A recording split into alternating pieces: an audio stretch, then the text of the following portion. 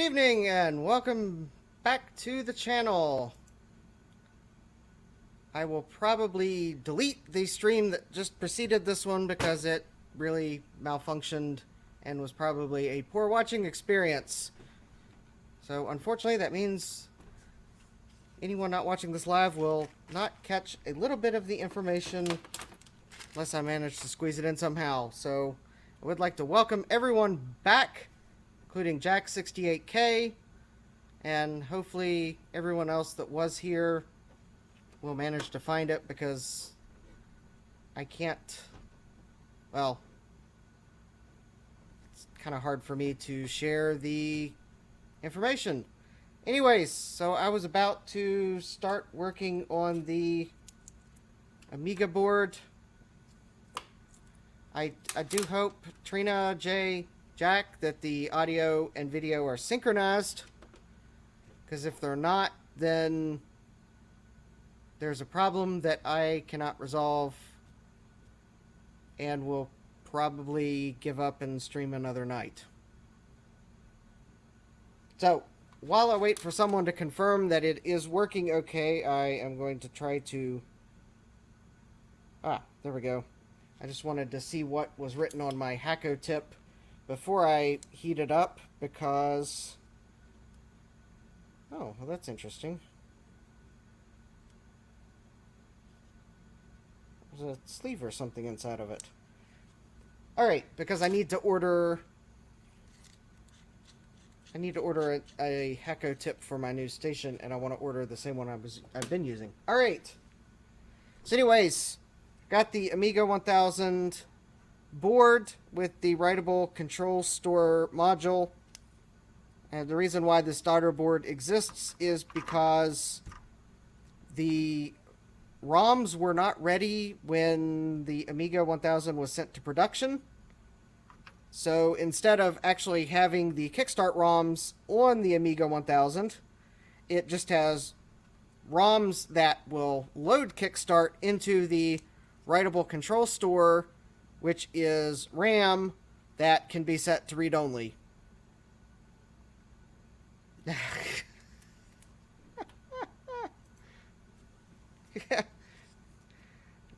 Yeah, Jay, I know, it probably looks really, really messed up when I'm obviously not working on a Mac. But I have had this Amiga 1000 for a couple months now. It needs to be recapped because I want to see it boot. I've never used an Amiga. But yes, it definitely feels a little bit weird to be working on an Amiga, because these things go for crazy money.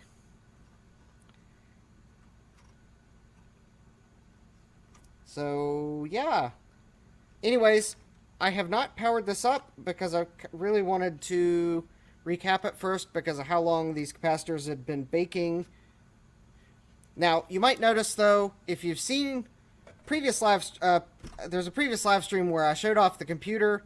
You'll definitely look, if you watch it, and I'll try to remember to put a title card up in that corner, I guess. There, that corner.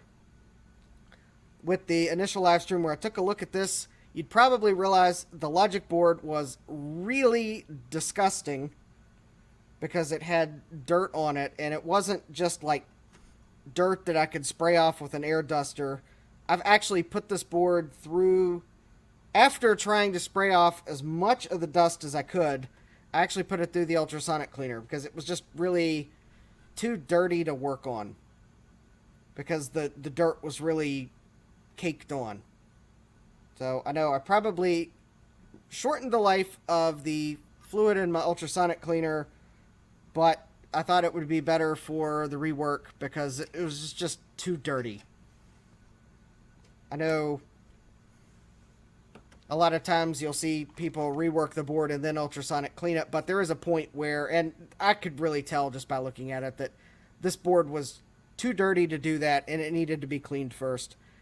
So I didn't put it through as long as I would if I had flux on it, because yeah, that is why I bought it. That is exactly why I bought the ultrasonic cleaner. In fact, the reason I bought the big one that I did a couple months ago was so I could clean boards this size.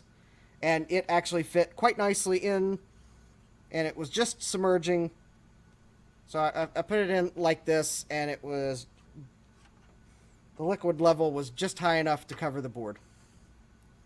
But I didn't put it in for, let's see, I think I put it in for 3 minutes, and then this board wasn't quite as dirty, so I think I put it in for like 3 minutes and then 3 minutes, because I was just cleaning caked on dust and,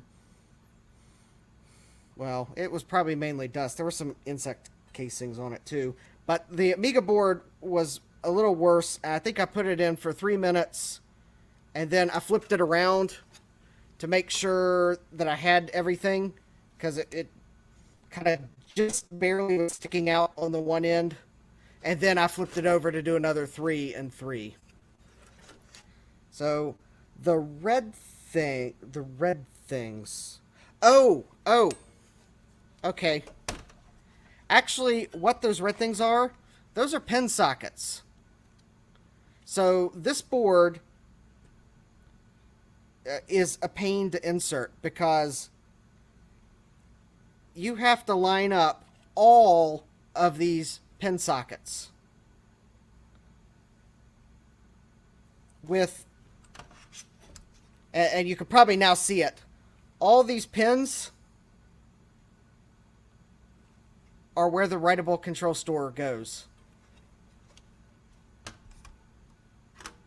So I was presuming you were, talking about these red things.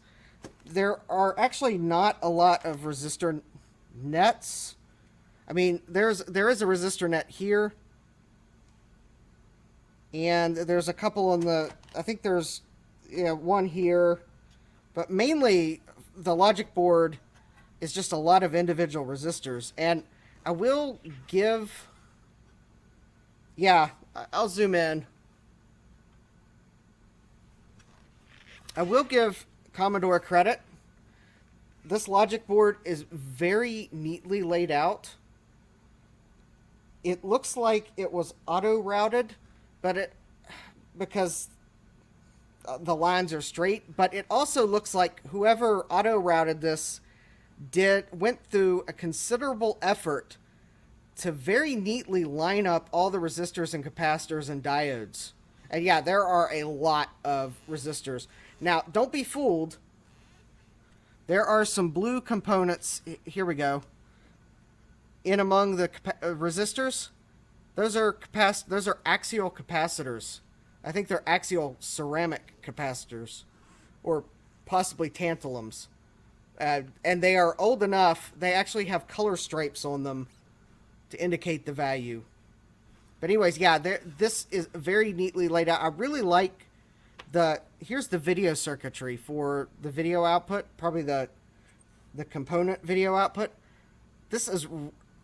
I really like the elegance yet simplicity, the elegance of how they laid it out very deliberately, yet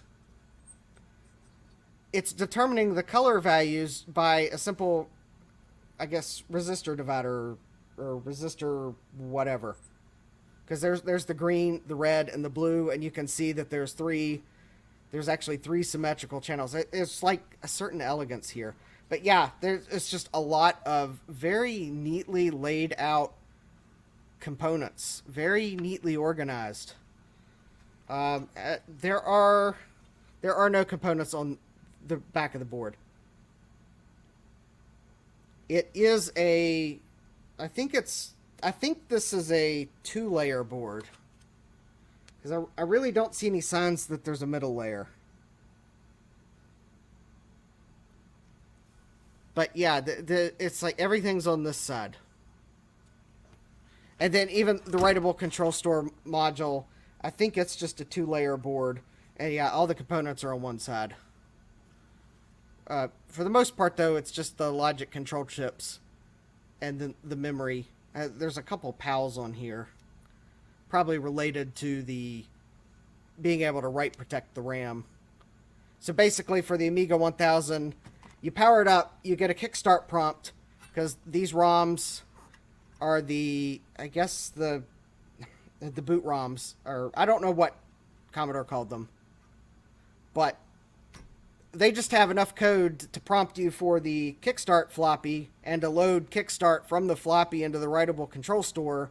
Then it write protects the RAM on this board, which I believe is right here. I think there's the 8 RAM chips. And then it'll do a warm reboot to then, instead of using the boot ROMs, it will run kickstart from these that are now acting like ROMs, and then you'll be prompted for the workstation disk.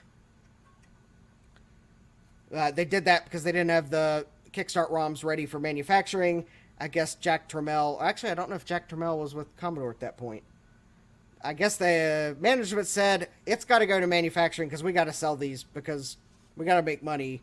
So, yeah, the Amiga 1000's weird. Although, I guess the benefit is that Amiga was able to send out floppy disk-based upgrades for the Amiga 1000, which they couldn't do for any of the other Amigas because the successive Amigas, I guess by that point they released them having a Kickstart version, so those owners to upgrade Kickstart actually had to replace ROM chips.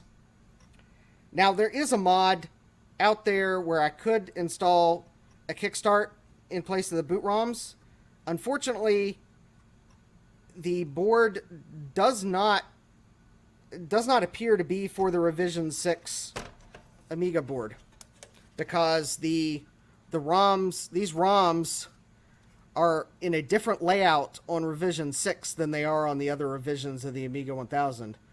So if anyone watching this happens to know how to install Kickstart ROMs on this board, and I sort of suspect it has something to do with these two sockets, although the other revision Amiga 1000s also has 2 extra ROM sockets. So it may actually involve these 2 chips, and I think there's some jumpers or traces you have to cut. So I'm actually not sure I want to do it. But I would like to consider putting the Kickstart 1.3 ROM in this just to have one less thing I've got to boot, because I'm going to run Kickstart 1.3 on this. I don't think I'm going to have enough RAM in this to really run any later Kickstart. But the nice thing is, from what I've read online, Kickstart 1.3 is a lot of software was targeted for Kickstart 1.3, including a lot of games, because that was the lowest common denominator for many of Amigas. I think a lot of the software that would start to require Kickstart 2 might require more RAM than I might have for this Amiga.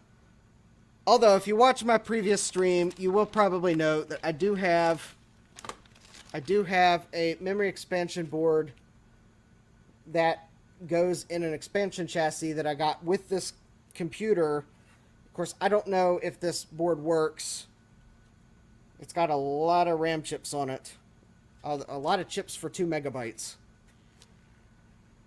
But I don't have everything I need to fix the expansion chassis. I gotta buy wire, and wire is kind of crazy expensive right now. So, I guess I will plug my Ko-Fi if you feel so inclined to help me buy parts to get this Amiga back up and running, including the expansion chassis.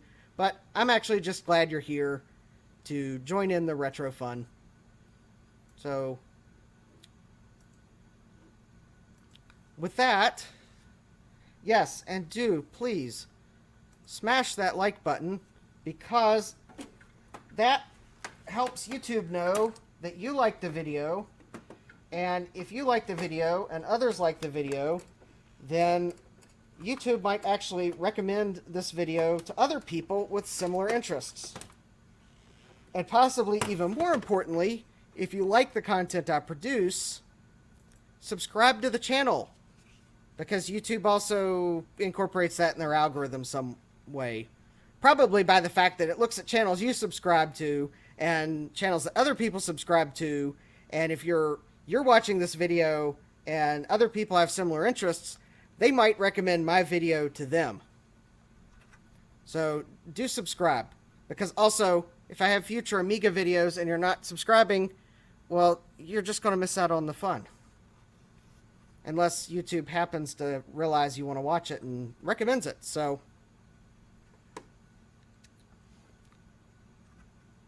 anyways, I think with that, I am going to attempt to recap this board. Although first, I am going to double check one last time so that I don't get partway in and realize that I messed up on the capacitor order, because that would be kind of embarrassing. Although, quite honestly, I think I would have to have enough capacitors here. So, anyways, okay. I may still use the retro rewind ones, except for the values that I don't have enough of there. But, because the capacitors I ordered aren't exactly necessarily the same, because of component shortages, I ordered what I could order. So, I don't know why I need to necessarily open these. So, I have... Oh, probably because some of these brands of capacitors, the Mauser label, doesn't really say what value they are. Because the value is too far in the description for it to fit on the label. Like, there's the label. I like Mauser, but some of their descriptions that get put on the package, the capacitance value is probably about here. And I can't necessarily read all the manufacturer's part numbers because they put numbers in different places. So this one's a Rubicon, but they put their capacitance and voltage in a different spot than Nichicon and Panasonic and Vishay and everyone else. And Joe has joined the stream. I'm glad you found the new stream, because I had to start restreaming because the first stream was a dismal audio failure. Alright, so these are the 16 volt 100 microfarads. And it looks like I ordered 10 of them. And... okay. Those are considerably smaller than the original caps. So there's 2 of them, and I think the others are... I think these 3 here... I probably should zoom out so you can better see where I'm pointing at. So I'm just double checking one last time. And I think these 3 are also them. Yep. So there's 3, so there's a total of 5, and I think this one here is 1. Which I think at that point I was ordering 6, and I usually order a safety spare. And I think at the point of 7, I just went ahead and ordered a quantity break discount. Alright, so I do have enough of those. Alright, that is good. I have 10 up, another Rubicon part. That, the capacitance is... Oh, I bet these are... I think I see the part number scheme. Okay, these are probably 220 microfarad. Because I see the part now. So 16, I think, is the voltage. And then a couple letters, probably the case, the size code, and then 220. 220M. Now, the M may not be for microfarads. So, let's see. Yes. Alright, I think I got Rubicon's part number scheme down. So those are the 220 microfarads. And I think... Well, I see 1. Oh, I do have a couple other Amiga accessories that need to be recapped. So I may have ordered... some of those may be on another board, but I see 1 of those. And I have 10, so I definitely have enough. Alright, and then these are Rubicon. Let's see, these are 16 volt 222s or 2.2. I bet they're 2.2. Nope, 22. Okay, and I think that's these 3 and these 4? No. Yeah, that's 4. So there's 4 22s, and then those are also 22s. Yeah. All right, so I have 10, and I see 7 on the board. Excellent. All right, I got a 16-volt 470 microfarad, and I think there is 1. Those are also Rubicon. And actually, I think that's all the capacitors, because I also have some 33 microfarad axials, but there's none on the Amiga logic board. I believe these are on the... yes, these are on a very special board, which I would like to install if it will actually fit. I'm concerned it might not fit this revision logic board. But I bought on eBay, and I may have overpaid, although maybe not. These are kind of hard to come by. I bought a DKB Insider 1 meg board. And that's what those 2 axials are for, is to replace these 2 axials. But this, you pull out the 68,000 processor, you put it here, you put this board there, and you have a cool 1 megabyte, and you got to connect these clip leads to 2 points on the logic board. But that gives you 1 meg of RAM, 1 meg of fast RAM, because the processor is the only thing that can access this RAM, so it's considered fast RAM. And it also has a real-time clock that I need to replace, but I think this module is the same one that the Apple IIc uses.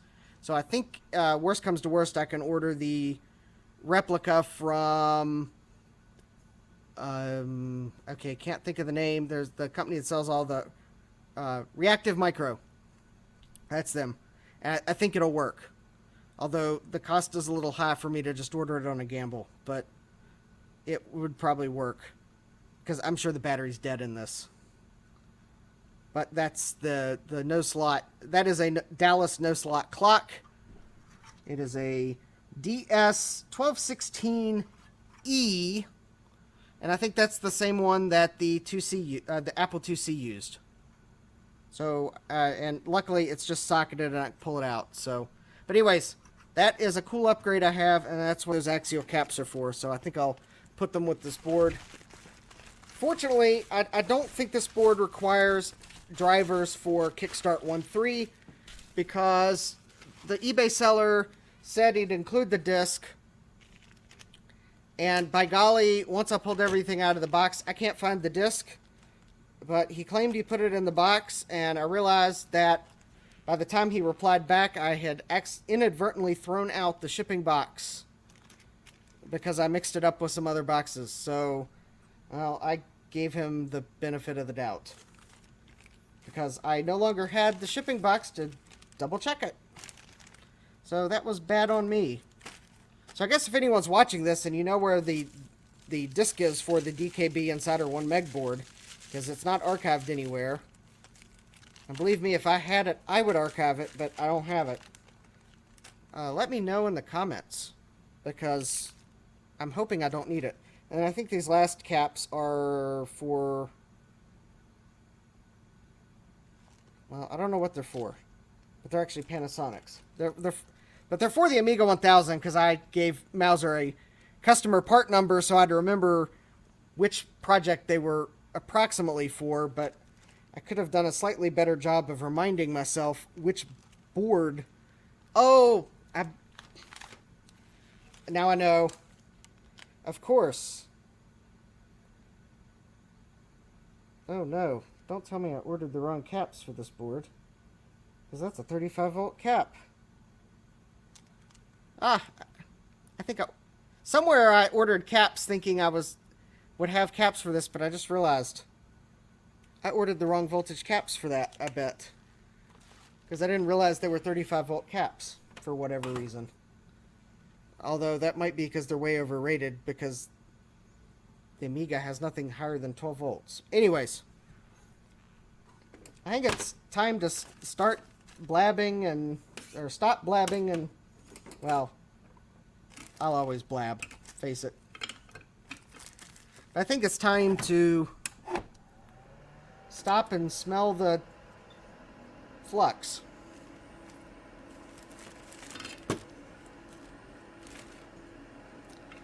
And do remember, if you see the label on the Amtech Sample 88, it does say not for personal use. So, Amtech, if you're watching, I am a YouTube professional. And I know how to use solder flux. So even though it might have a pleasant cotton candy-like smell, I'm not going to do anything other than probably inadvertently smell it. Because I am a YouTube professional.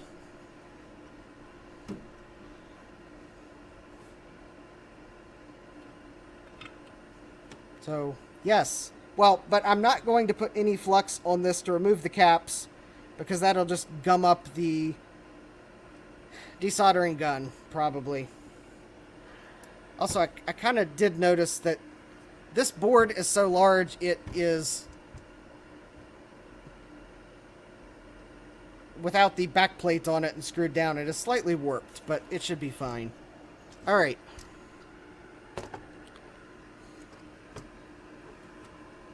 So, I guess, what better time than the present to remove the caps? Well, I guess let me double check that my desoldering gun is free and clear of all obstructions.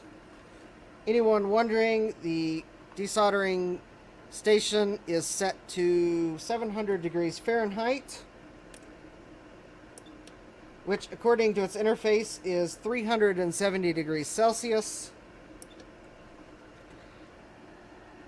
I believe that should be a good temperature to remove these caps with fair, hopefully, a minimum of fuss.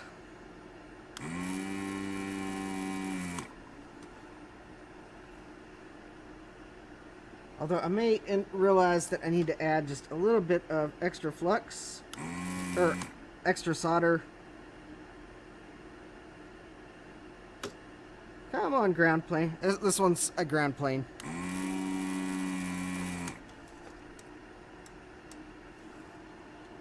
Yep. That one's going to be a bit stubborn. So let me shift things around on my desk so I can park the hot object there. Turn on the soldering iron, which I tinned because it was looking a bit... My soldering iron is kind of looking a bit worse for wear. The tip is... I tinned it, but it's looking like it's closer to end of life than beginning of life. But I've got the new solder station. I ordered a handle for it today.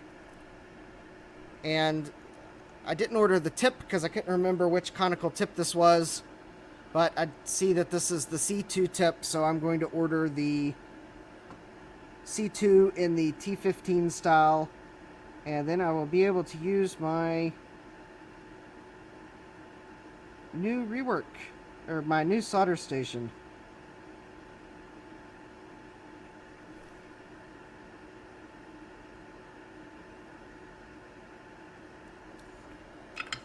So I'm just adding just a little bit of flux, or a little bit of solder.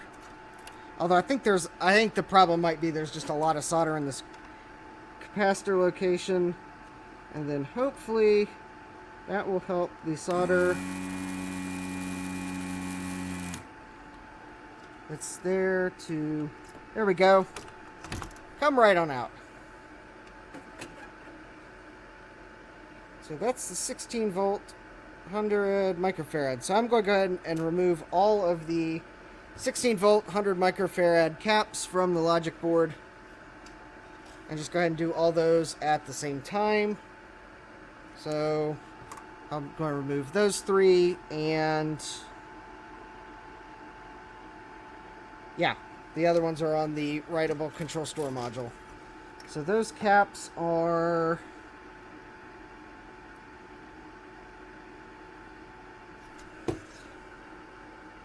Oh, okay. Oh, there they are. So 1, 2, 3. All right. Hi, Ron. Hopefully you all will have good luck too streaming. I actually had to restart the stream because of technical difficulties. So hopefully your all's game stream will go much smoother than it did last time.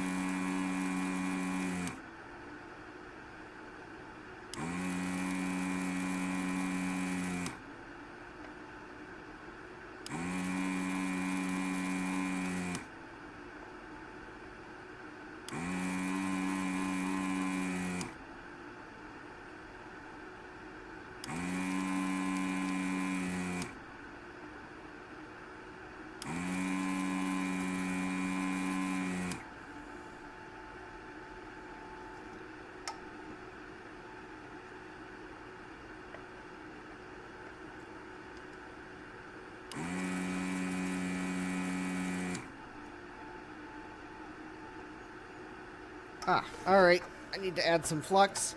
And I also am realizing for these caps, they are... Hi, Bruce. Welcome.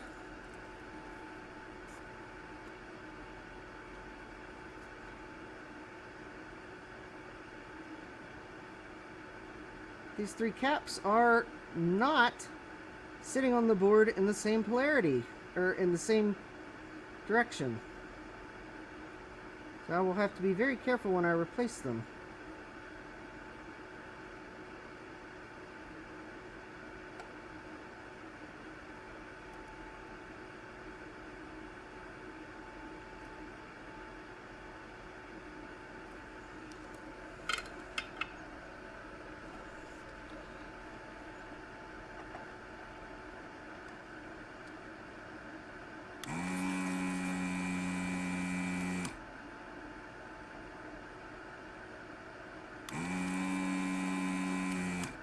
Ah, much better.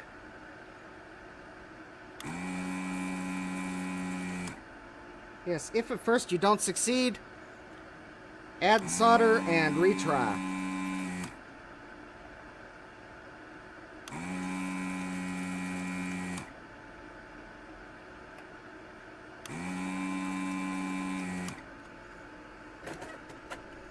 Alright, so I'm going to now look at this board to make sure... Oh, they are actually in the same polarity. I think some of these caps might be caps on the negative voltage rails. That's why they look like they're in different polarities.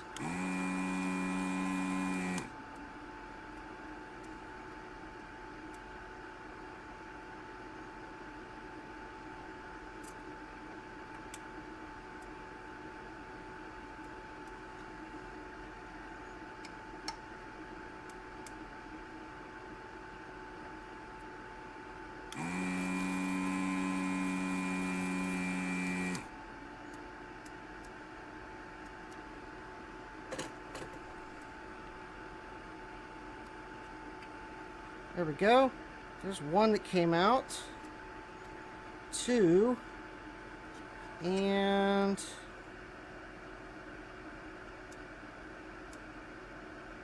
this one is... there is still solder holding it on. So let me very carefully...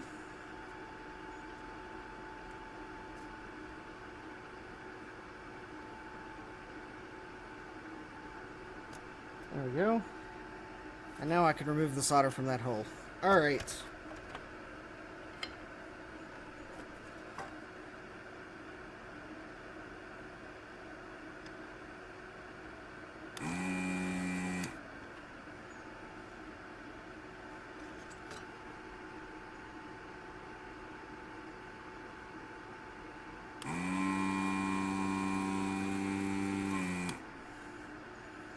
Or I might need to...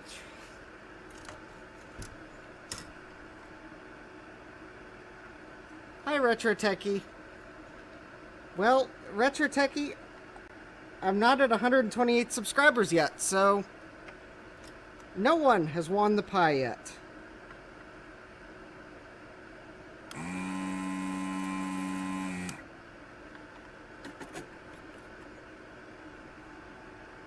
Alright, that is just weird. Well, I guess I'm going to... Let's try some sample 88. And I'm going to add a little bit of solder, because I'm possibly dealing with either a large ground plane or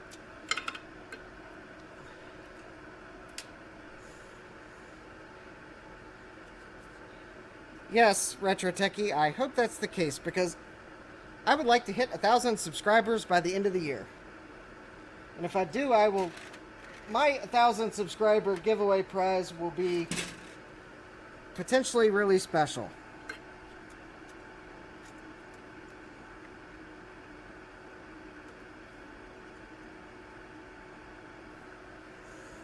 Oh yeah, this is actually much more pleasant smelling than the 213A.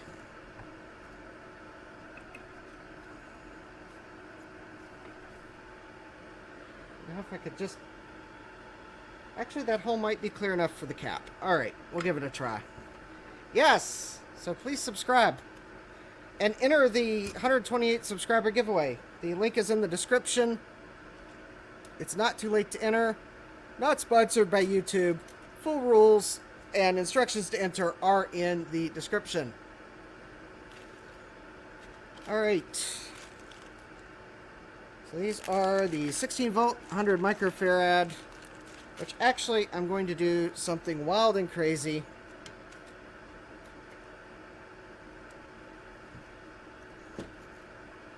So that I can just do all the same values at once. And that is, I'm going to go ahead and remove the two off the writable control store module, because they are also the same value.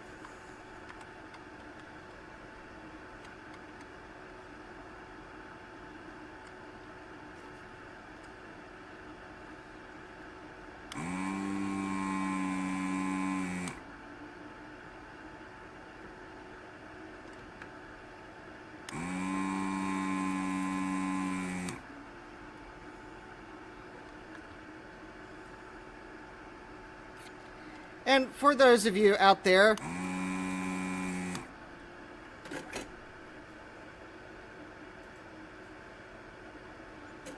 please go check out Retro Techie's channel.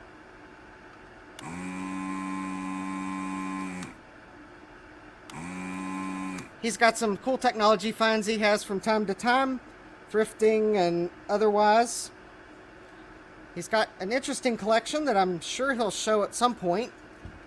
It seems like every couple times I watch a stream, he admits to having something else cool on his shelf. So go check him out.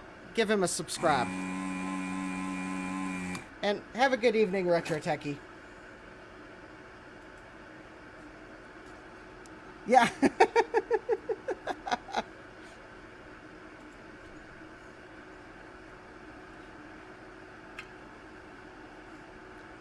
Yeah, Bruce, I wish it was a case of the larger the channel, the more subscribers it would count as. That would really be nice. Especially after your ultrasonic video and all those extra subs you've gained. That might even be mean you'd be worth 4 subs even, perhaps.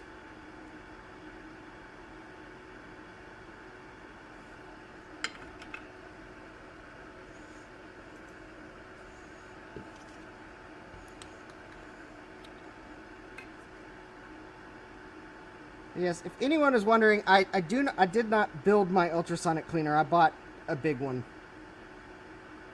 Although, quite honestly, I am very much tempted to maybe try building one.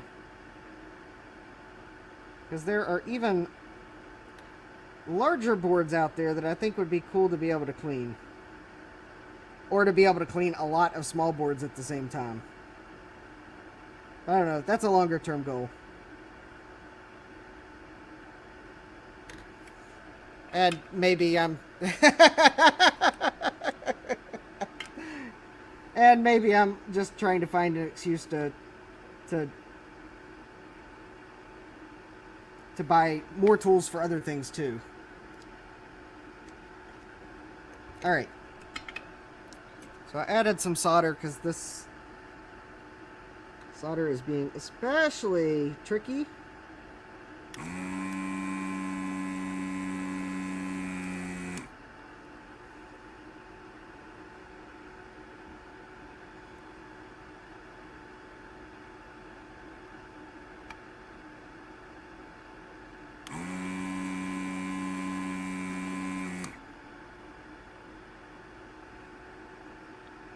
Wow.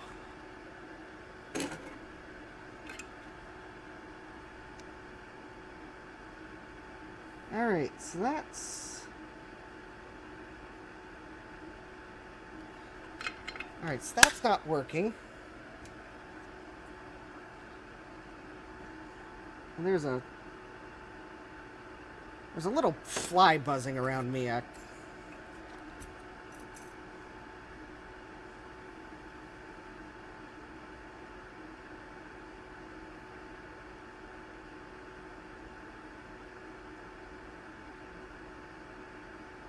Wow, that capacitor just really doesn't want to budge. I may have to try a different tactic to get it out. I might have to clip the pins and then push it out. Of course, it may be a sign that because these two capacitors just don't want to come out, might be a sign that they've leaked. Solder is not quite a good eutectic blend or whatever Commodore used.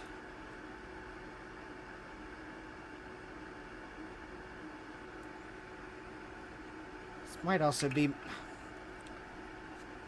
It might also be on a huge ground plane that I can't tell, because this board might actually be a 4-layer board.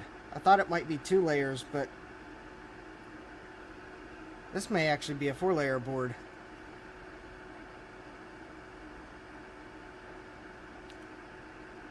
I'm having trouble getting these caps out.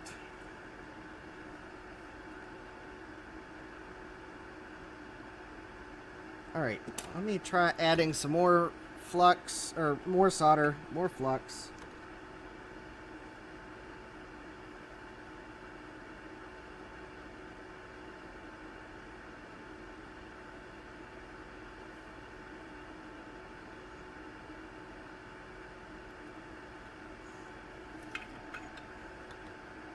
And, alright, I guess I can up the temperature just a little bit more on the desolder. Don't want to go quite that high. There we go. I'll go up to 750.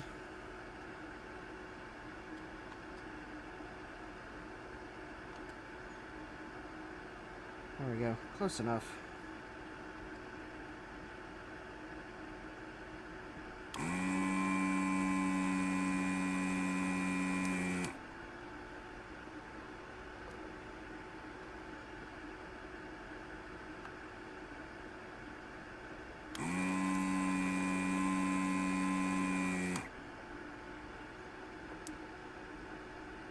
Alright, got one of the pins free. I'll have to deal with the fact that I've put flux on this.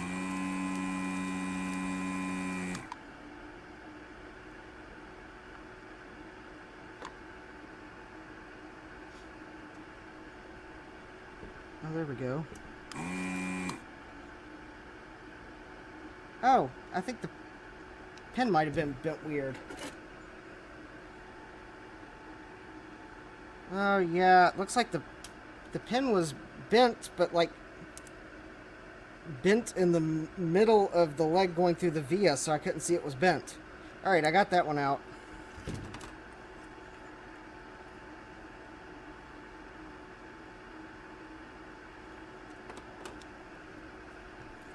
Alright, let me add more solder.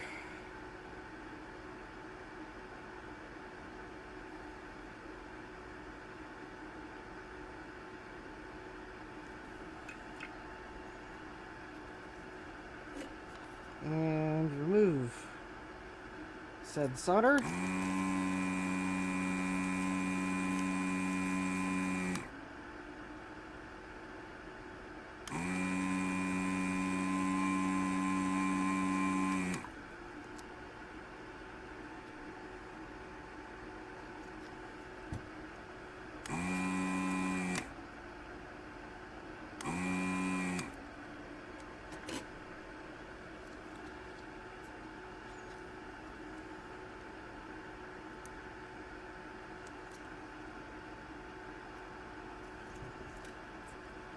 All right.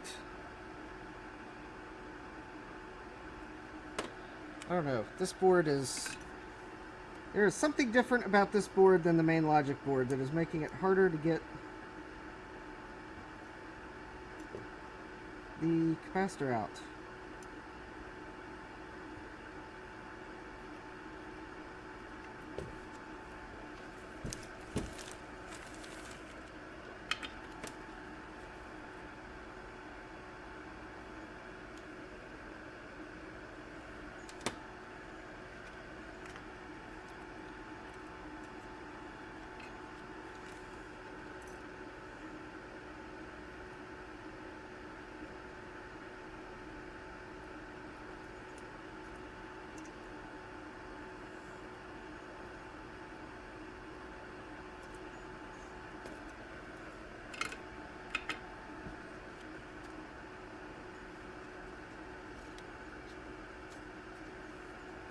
Alright, I am just about to get to the point where I'm going to clip the pin, if necessary, although I almost have...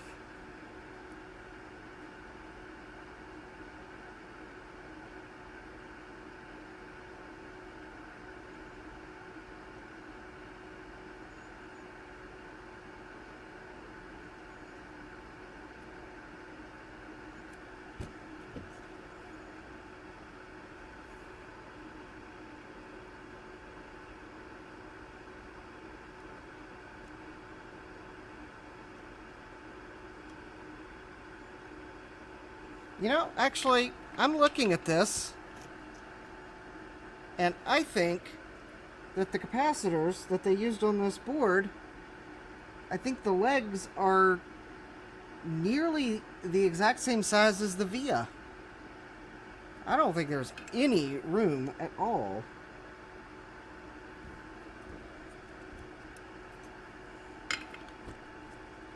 I may have to...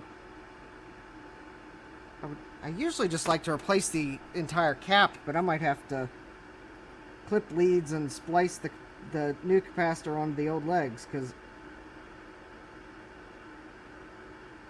I'm not sure I'm going to be able to get this pin out of the via.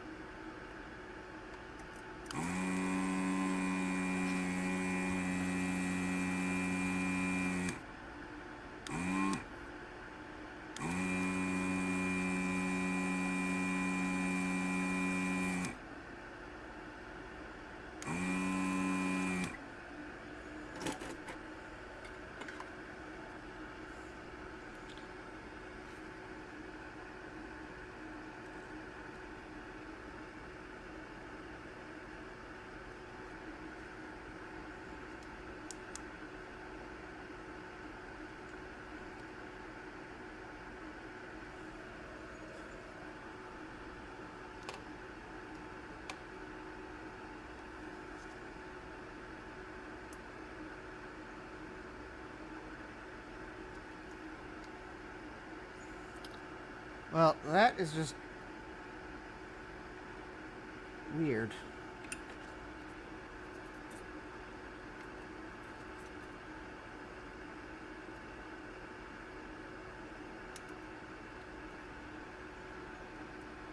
Well, there we go. Oh, that's not good. Oh, maybe it's fine.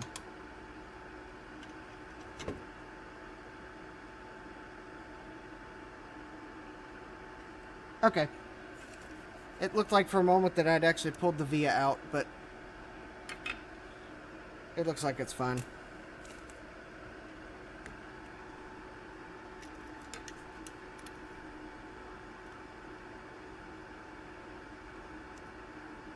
I still see it via there.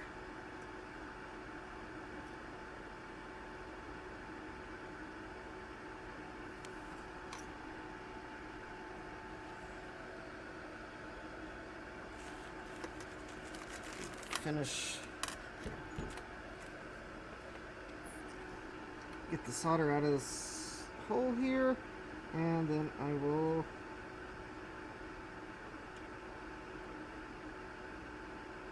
well,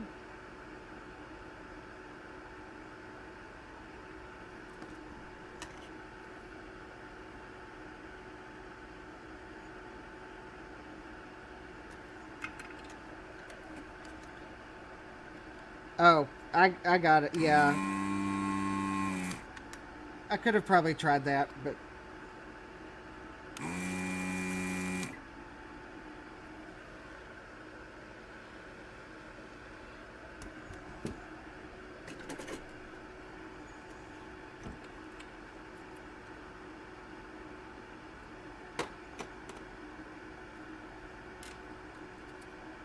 there.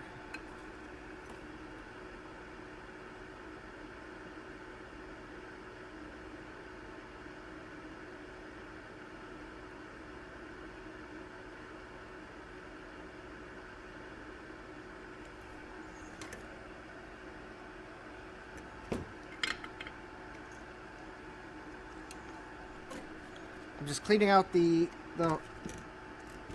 via now. Still had solder in it.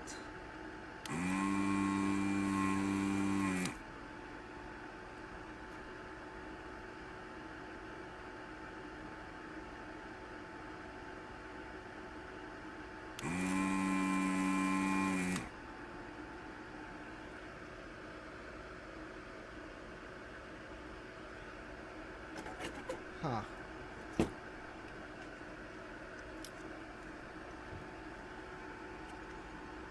Yeah, I don't know what's up with this board, but it is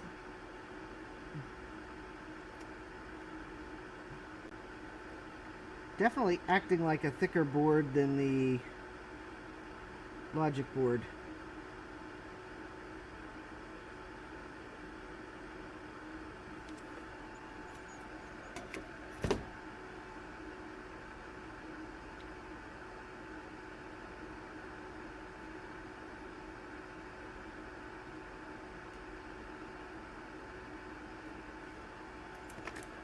Alright, I may have to do something. I may have to apply heat to the pin to push it in. Alright. So these are the new caps.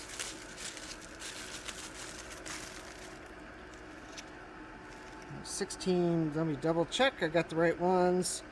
16 volt, 100 microfarad, 16 volt, 100 microfarad. Alright. So electrolytics, stripe is negative. So, let's see, there's positive there.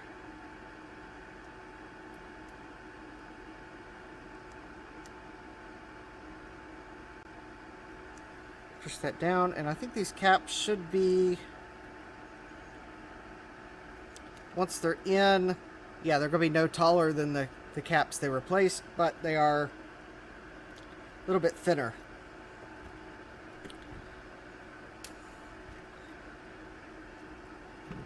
Yay for, I guess, new caps.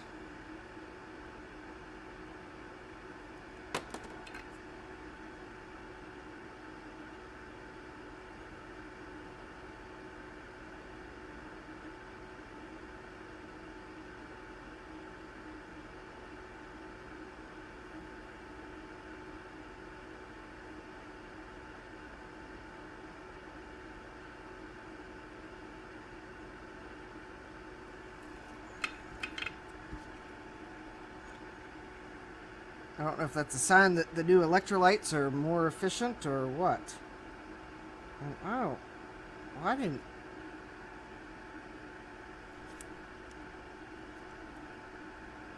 Well, I didn't even get any solder in that.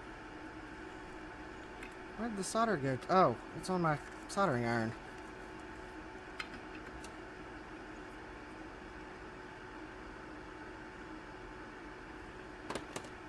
That solder didn't even flow into the...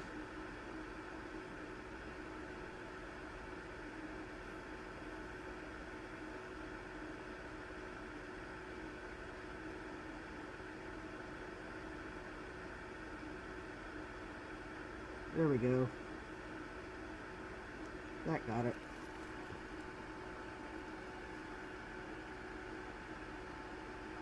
Yep, that got it. Alright, we're good now. Ah, hello again, Trina. Alright, oh, there they are. There's that one. And I've got one more to replace here. Let's see here. And let's see, negative is there. This is the... Okay. So for some reason, I could not get the solder out of the negative.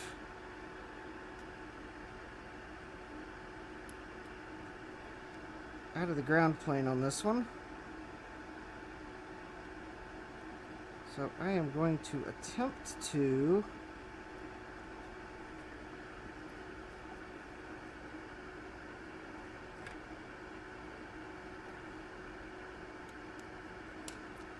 very carefully.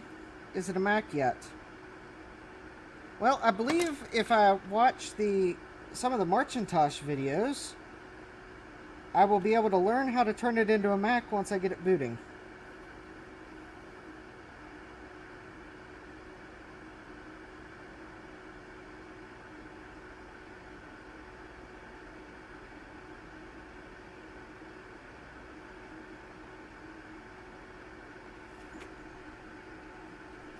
That.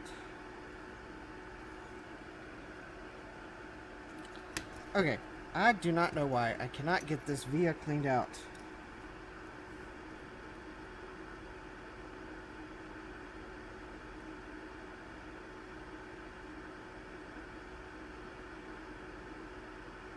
I see solder wicking out.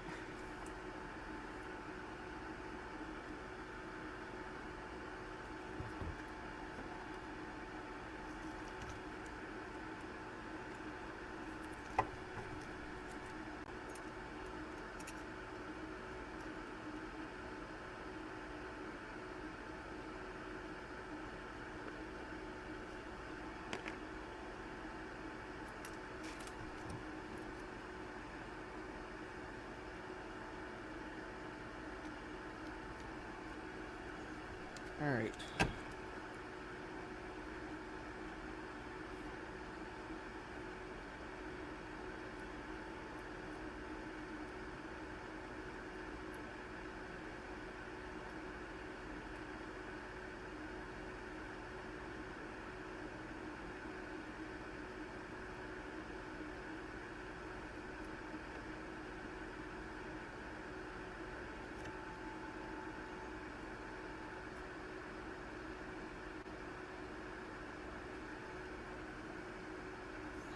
There we go.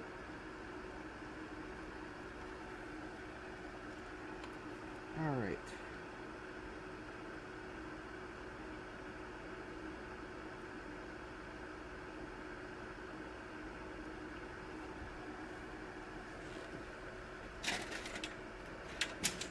Oh,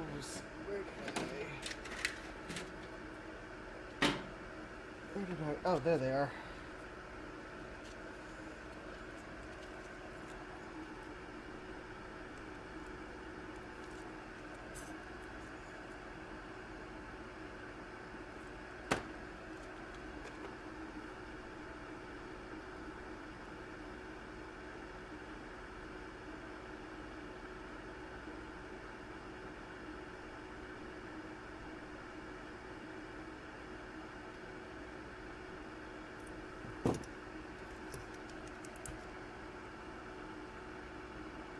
Alright, there we go. That should be good.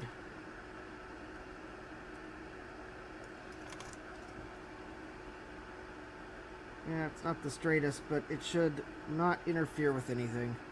Alright.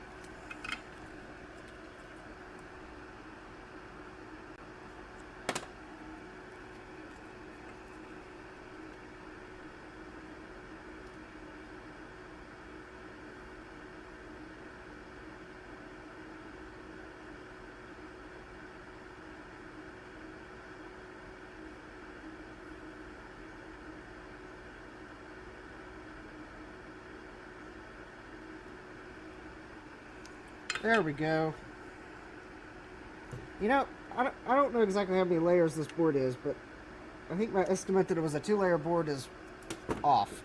I wouldn't be surprised if that is a 6-layer board.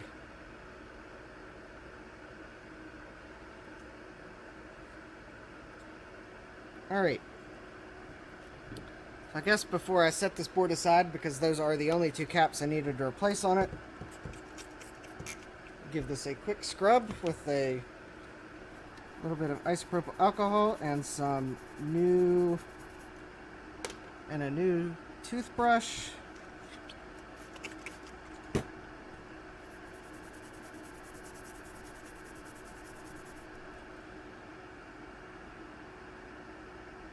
I can examine the solder joints and they look decent.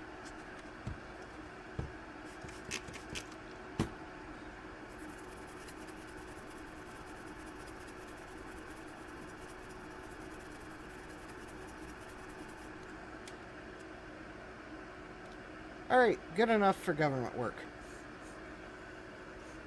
Yes, this definitely has a... Yeah, that sample 88 definitely does have a cotton candy-like smell. Or something. I don't know. It's not...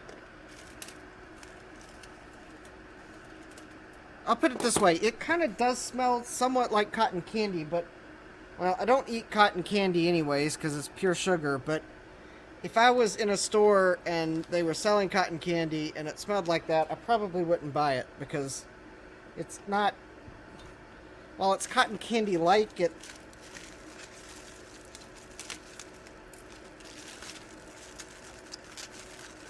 doesn't taste... It doesn't smell like cotton candy I would want to eat if I were going to splurge on pure sugar with wholly unnatural food coloring on it.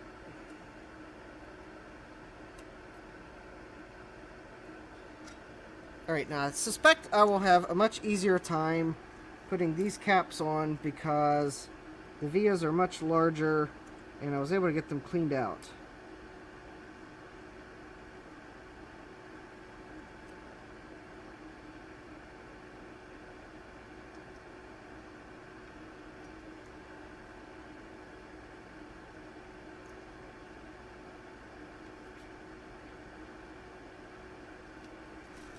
Alright, make sure I've got the polarities lined up.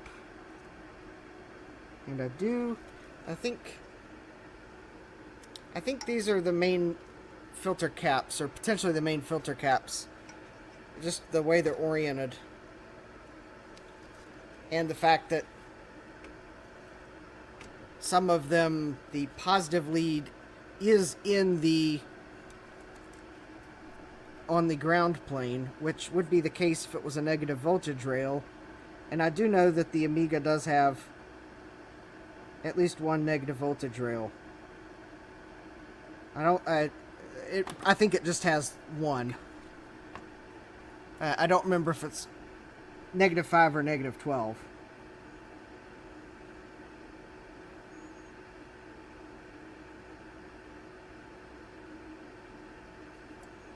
But now that I look at the board, that would explain why I initially thought that the caps were weirdly installed.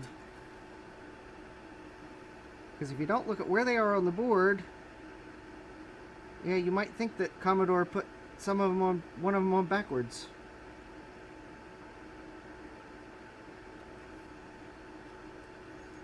But in a sense, for a cap on a negative voltage rail, it would appear to be backwards if you just looked at which side of the electrolytic cap went on the ground plane. It, by that measure, it would appear to be backwards, but looking at what it's actually doing, it would not be backwards.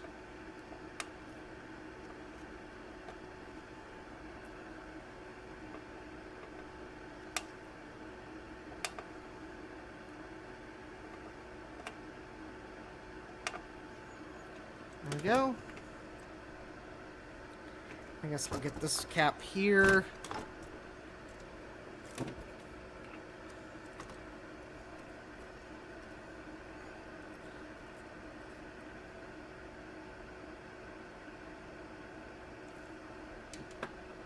And I don't know if you can see this little bit of fuzz here, but that would be one of the traces of insects that were in under this board that I guess I didn't quite get cleaned. But I'll get it when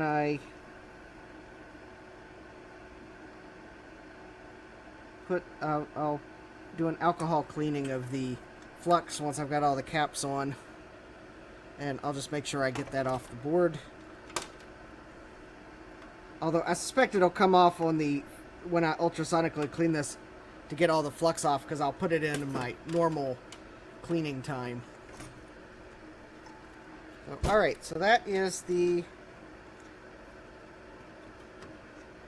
that was the 16 volt 100 microfarads.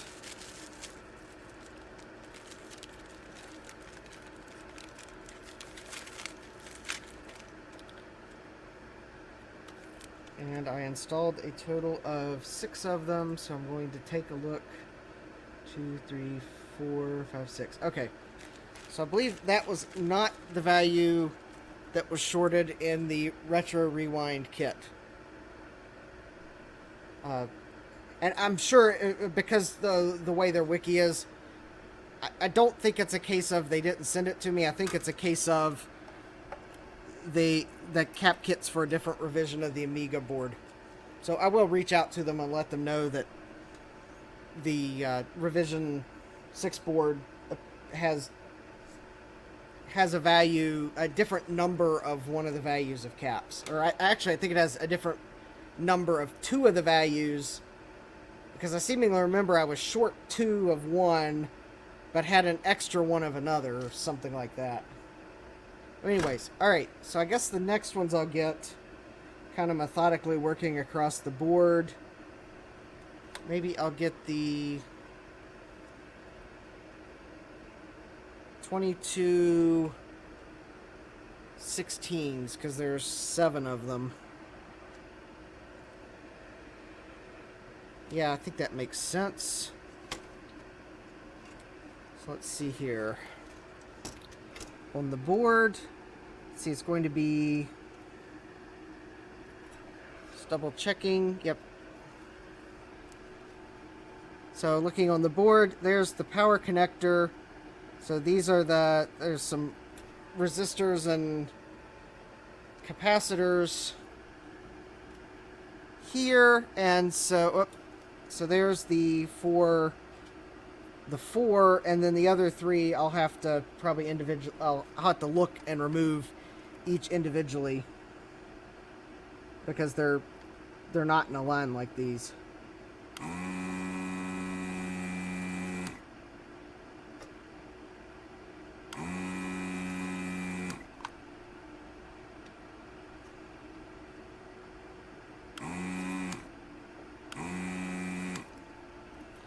So let me double check something just to make sure these 3 are also, yes, okay.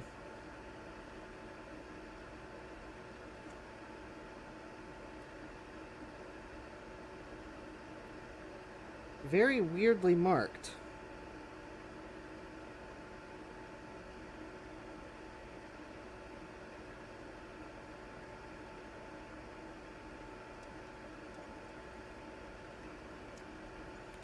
Yeah, okay, so I did notice something.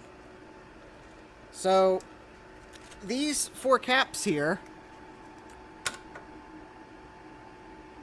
if you'll notice,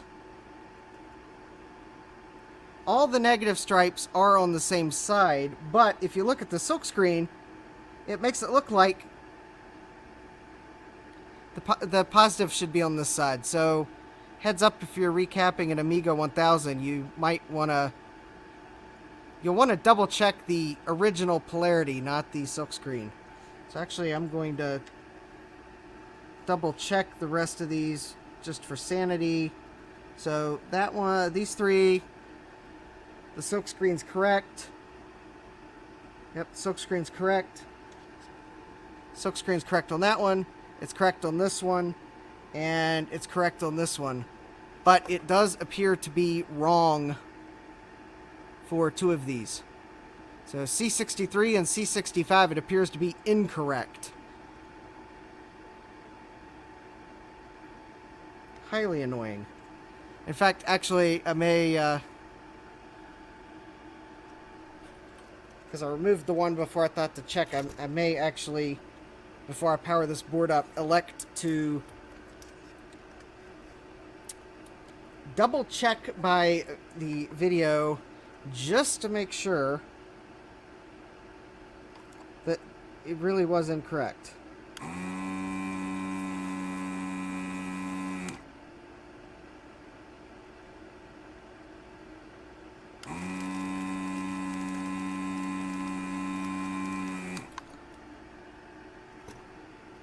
This pin was bent over at the factory.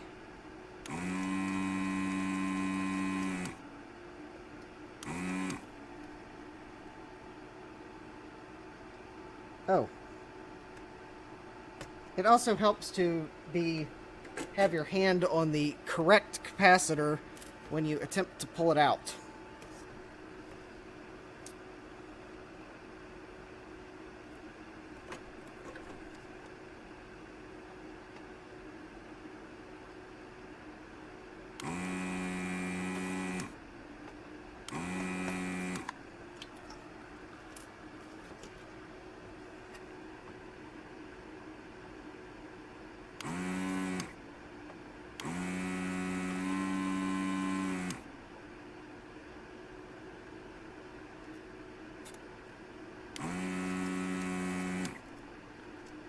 So, yes. These caps here serve as a good cautionary tale to always, before you remove the cap, double check that the silkscreen is actually correct.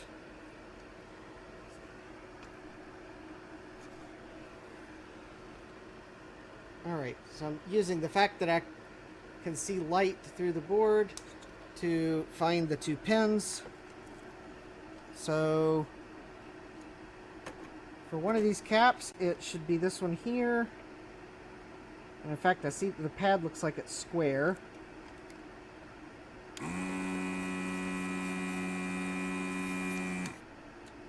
And this should be the other one.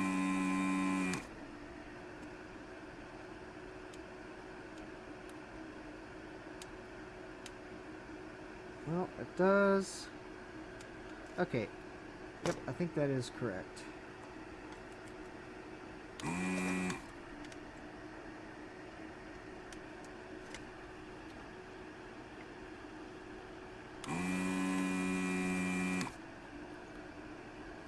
Whoa.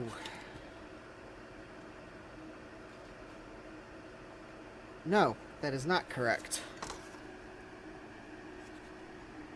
There's the other pin right there.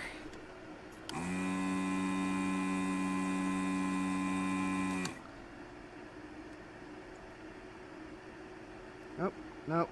That right there.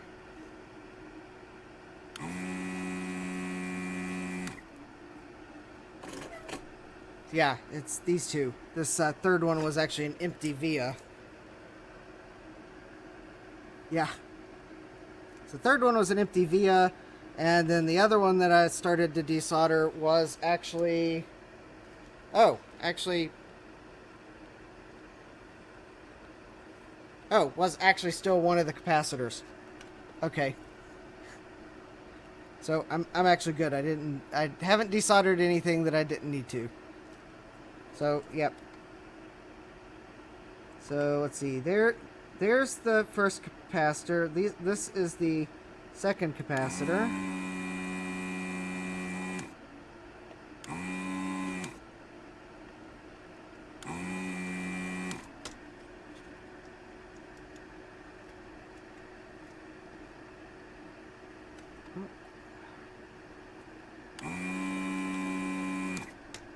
Actually, it feels like I might have been fooled again.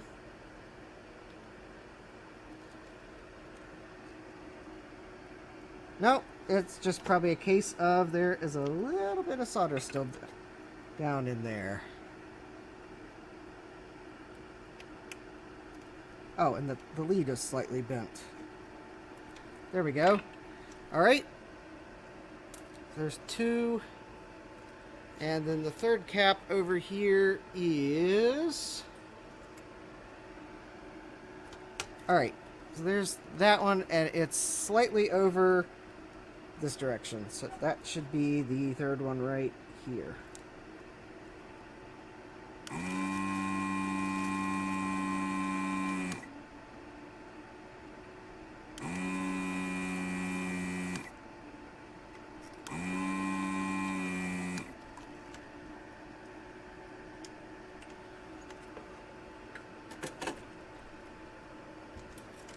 There we go.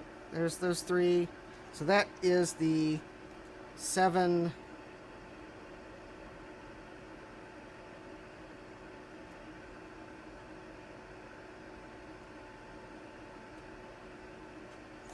Yep, the 7 of those. So those are the 22 microfarad 16 volts.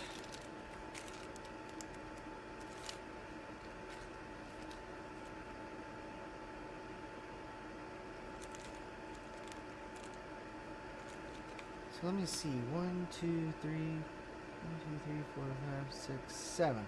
Okay. Those also came in the correct number in the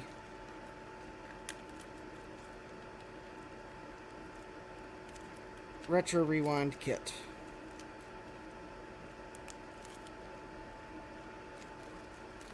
Which, if anyone hasn't figured out by the fact I'm using the Mauser capacitors, I'm going to hold my retro rewind kit in case I ever get the opportunity to recap another Amiga 1000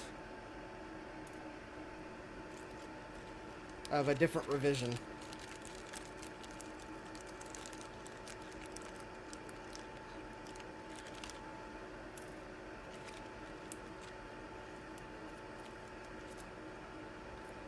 All right.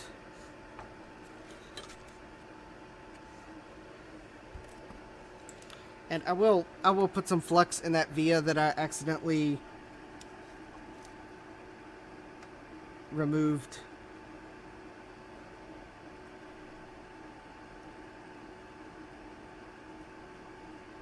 Anyways, so these were all this way.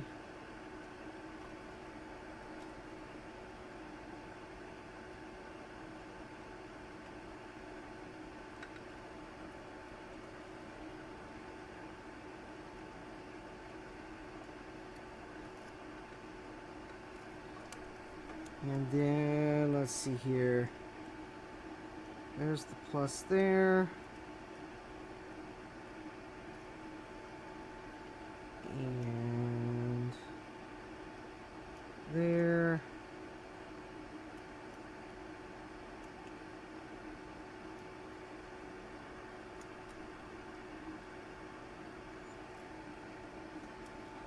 And there.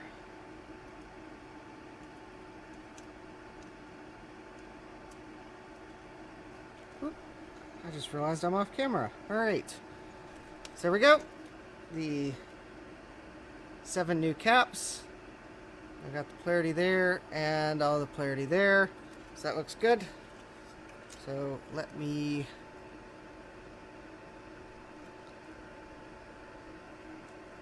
Solder.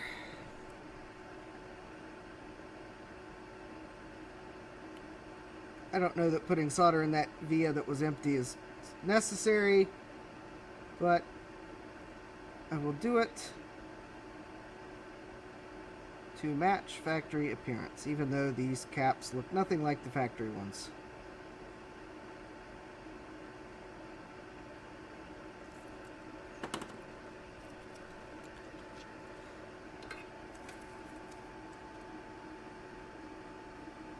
So Rubicon, there's a product idea if you're anyone from Rubicon's watching. Retro style capacitors. Because actually the original capacitors on this board appear to be Rubicons.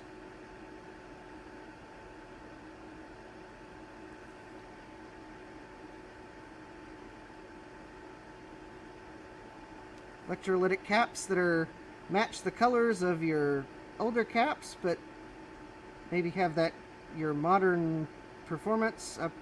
I presume their modern caps probably have better electrolytes than the older ones. Something that lets them be smaller.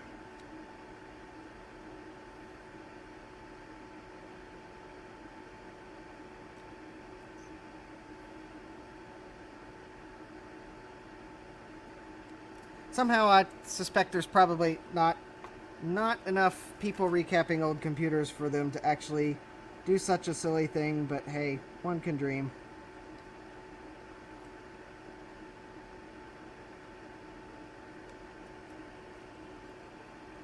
Or you never know, maybe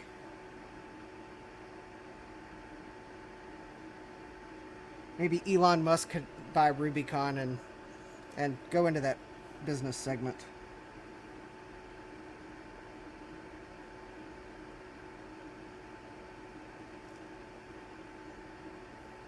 Make vintage computer recapping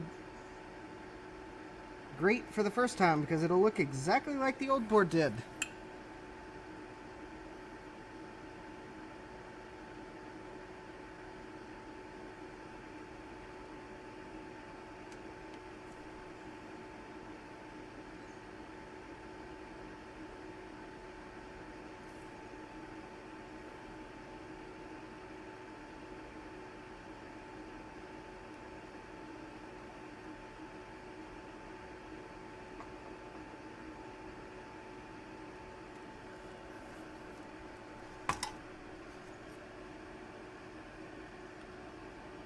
Alright, I think I got...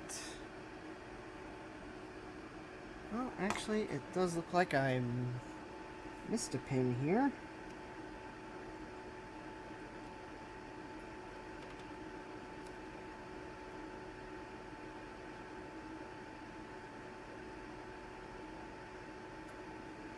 There we go.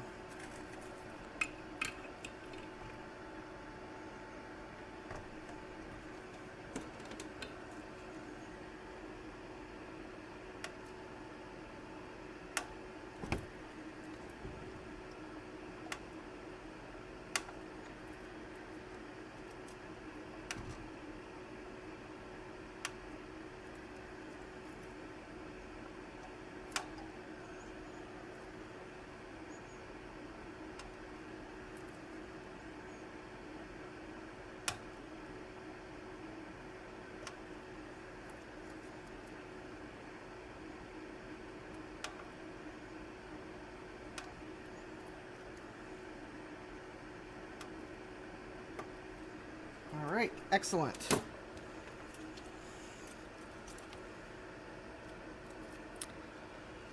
And there are 3 more caps to go on this board.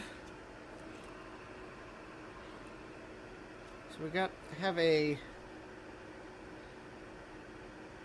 Oh, okay, there's the first difference. Alright. So I'm kind of cross-referencing the Retro Rewind cap list while I do this, so I can remember what I need to let them know is different.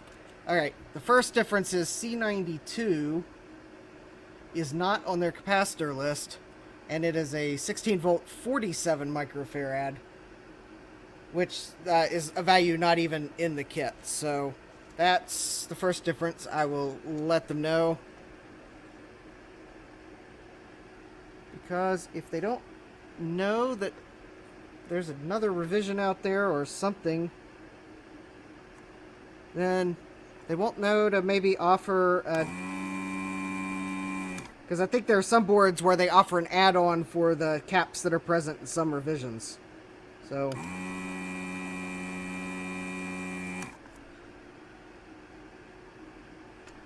I'll let them know that some Revision 5 boards might have that extra cap, and maybe they'll be able to update their offering to include that cap.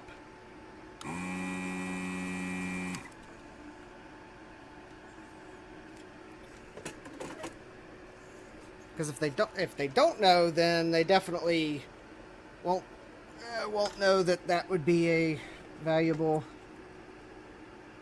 add-on to some people.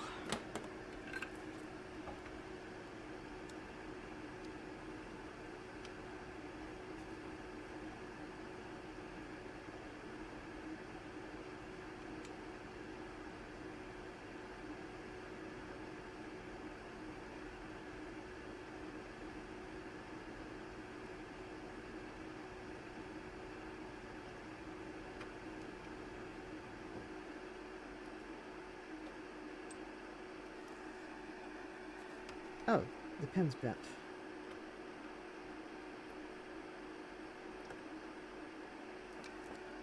Oh. Am I desoldering the wrong pin? No, I'm not. It's just stubborn. Alright. And I guess if anyone's watching, and I know that some of y'all know that Console 5 also has capacitor kits. And I think they have some Amiga kits, but they don't have... I don't think they had a kit for the Amiga 1000.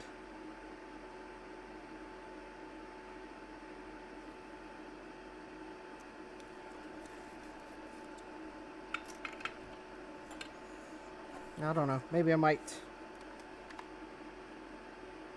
send them a message too and ask them if that might be something they might consider.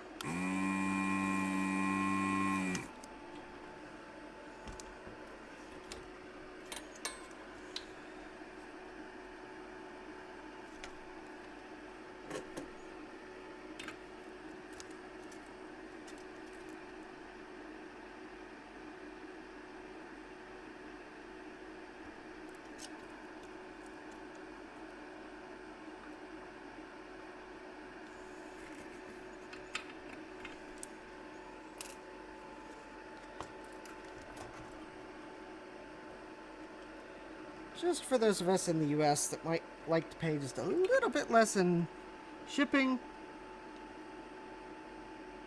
Although I guess shipping from Canada to the United States it's not too bad.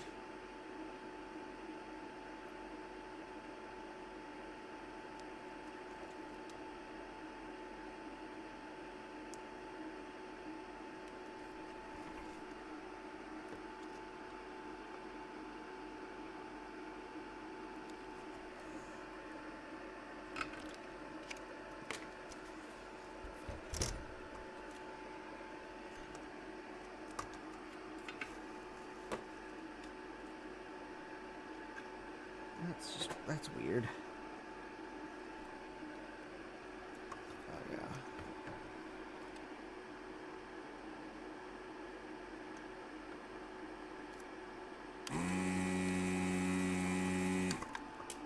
There we go. Yeah, that via is clean. All right.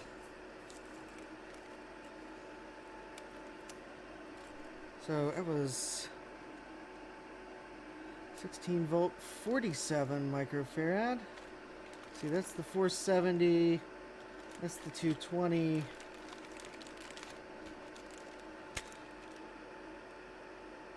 Ah, there we go. Oh, actually, I realized what it is. Yeah, these Panasonic 16 volt, 47 microfarads was the one that I missed on this board.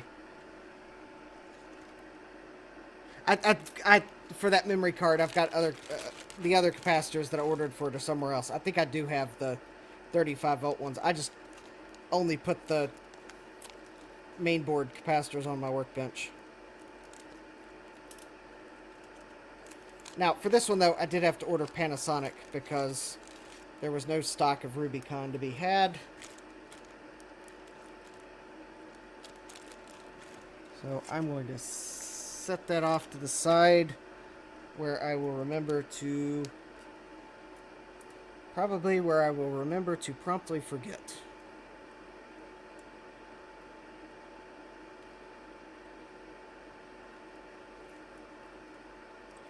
No, I really will try to remember to reach out to Retro Rewind. Hopefully, before someone who watches this replay 6 months from now and says, hey, I just looked on their website and it's missing that cap. Did you ever hear anything back from them? So, yeah, I'll try to reach out to them sooner rather than later. And obviously, if I hear anything back, I will put an update in the comments of this video.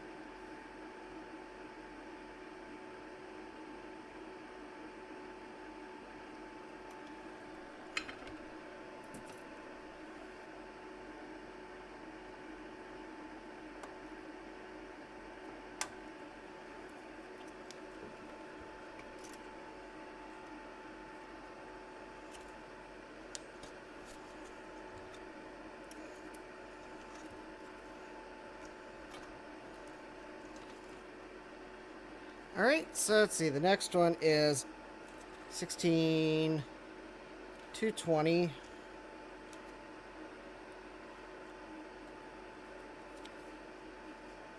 (16220) C93.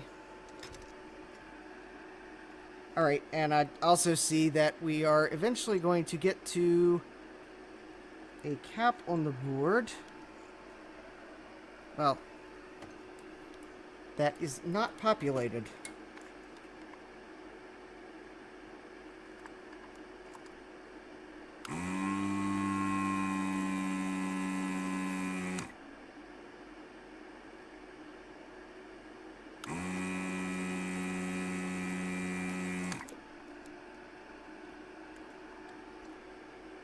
I guess Commodore probably realized it wasn't necessary.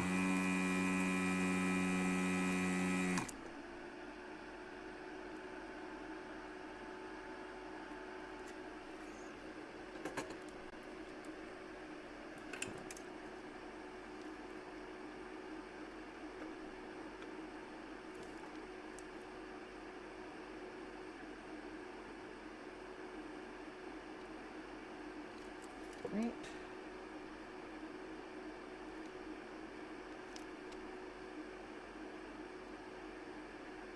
So I think I'll need to add some flux. There's a...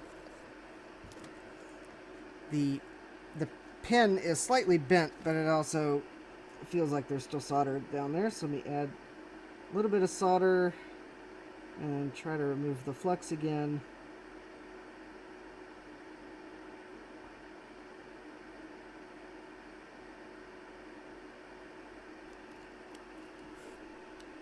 See if I can just gently maybe bend the pin slightly straighter. Oh, maybe not. All right.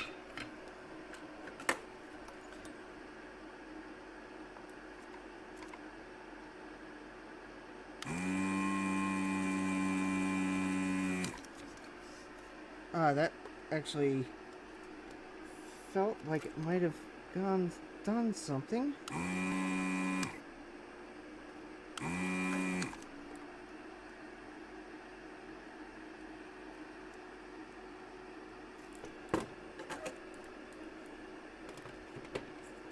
I know I'm on the right.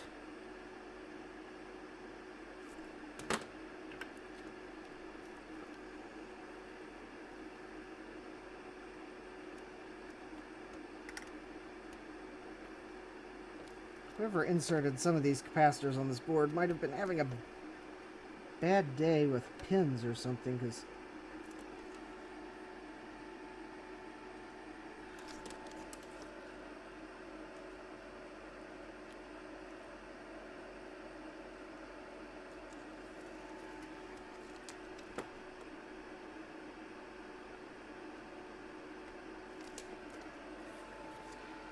There we go.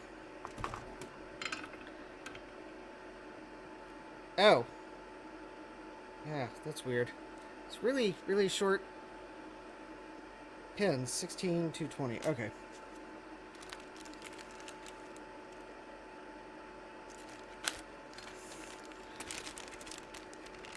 There we go.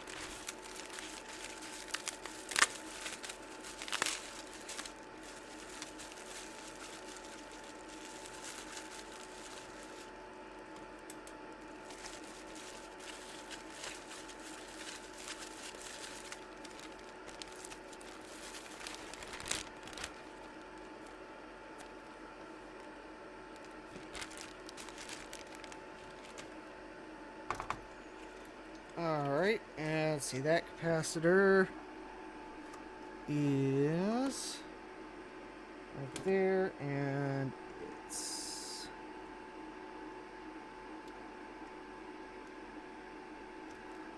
alright, and there we go. VHS, welcome.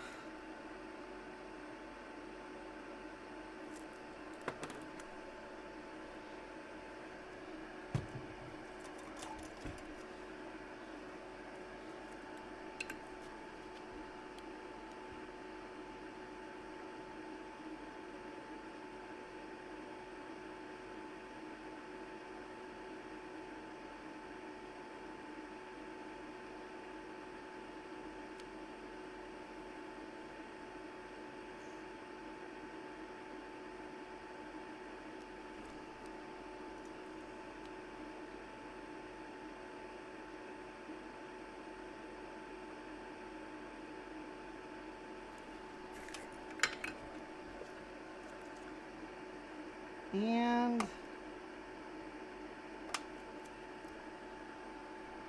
last but not least, one more cap. Touch that up just a little bit. Actually, I'm going to apply a little more flux and try to touch that up again.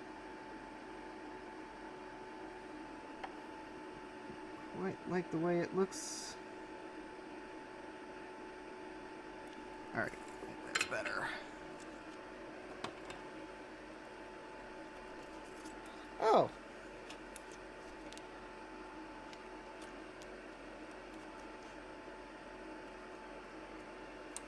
Well, I'm glad you were able to make it today, VHS. Yes. Congratulations on your first day back to work.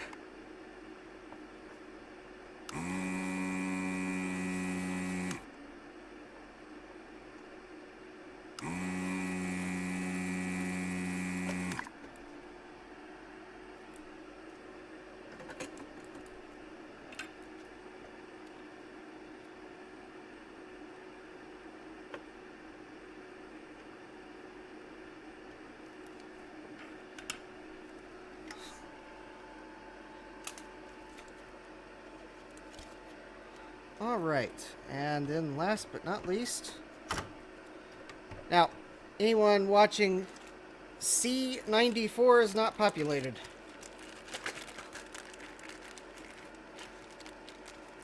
So,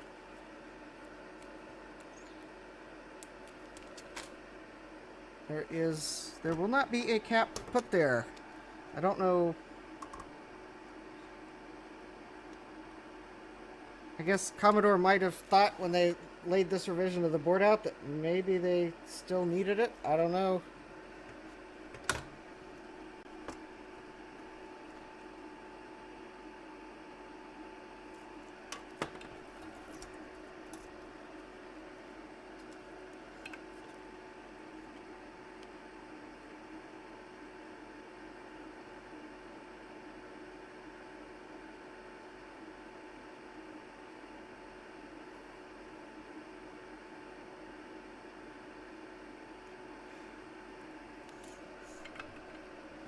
All right.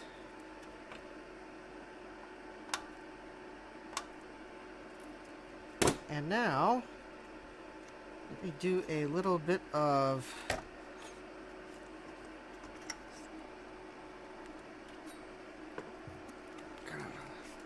flux cleanup so I can take a look at the solder joints without the obstruction of flux.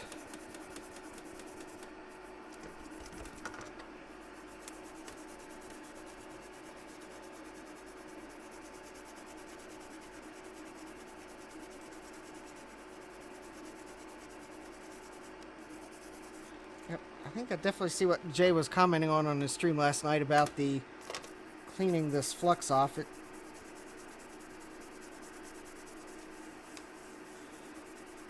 a bit stickier.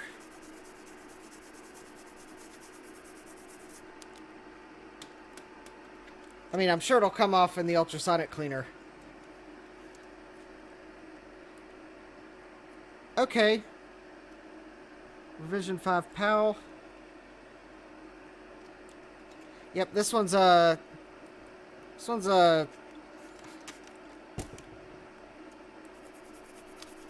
revision. Oh, it's on the other side of the board. I thought it was revision 6 NTSC, which I think for the NTSC boards is the first revision.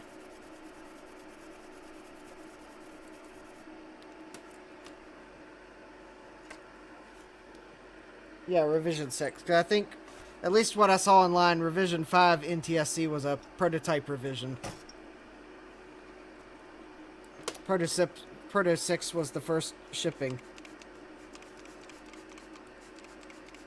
Although, I guess what you see online could always be wrong.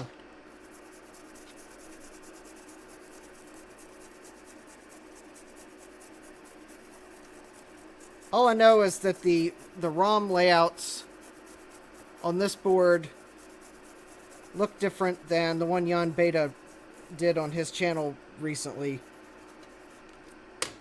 So much so that I can't use the Kickstart ROM adapter that I found online, because the ROMs are in a different layout. That board won't line up. Because I think on the one Jan Beta had, which I believe is a PAL, there's 4 pads here. Or no, it wasn't Jan Beta. Jan Beta I know did one. It was a while ago. Arctic Retro, he did one recently. And his had the 4 ROMs here. Yeah, so this is a Rev 6.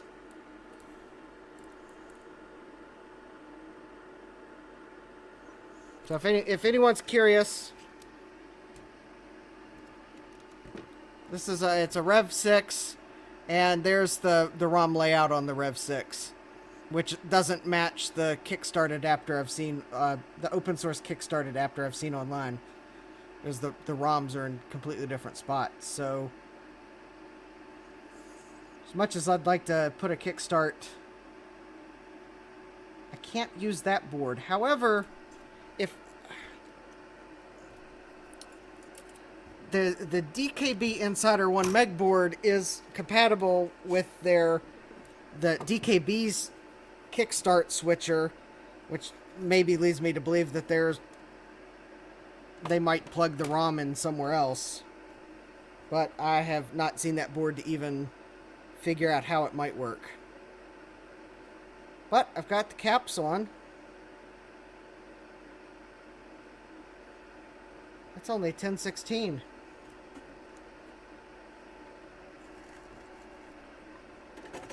Although,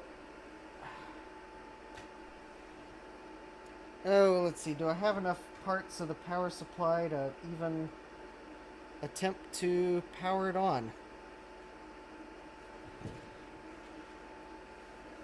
Because this will be the first time powering it up. Alright, let me see if I can zoom out, the zoom out direction. Find the very dirty bottom plate of the power supply.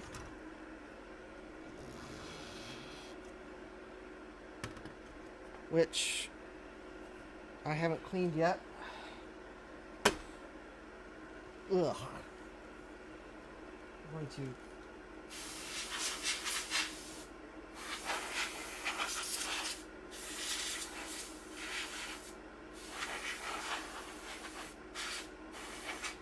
probably have to actually take a vacuum to it, but there, at least it's not going to get my power supply board super dirty. Oh, this, I may have to grab parts that I don't have on the workbench.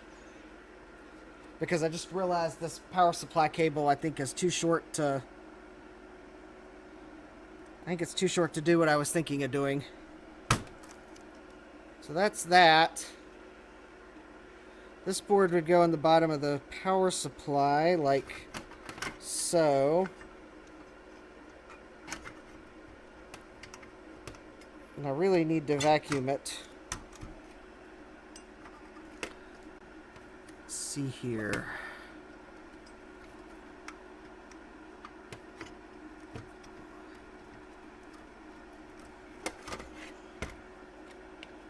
Oh.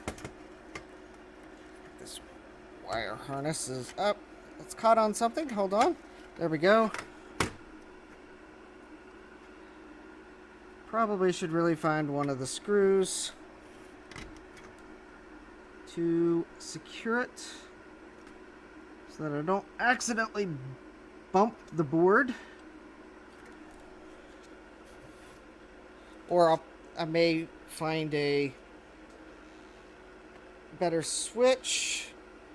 Let's see here. Oh, yeah. Oh, actually...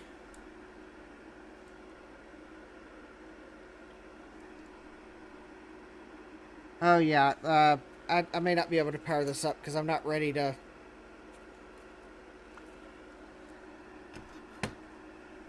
I gotta solder a wire back in on the board.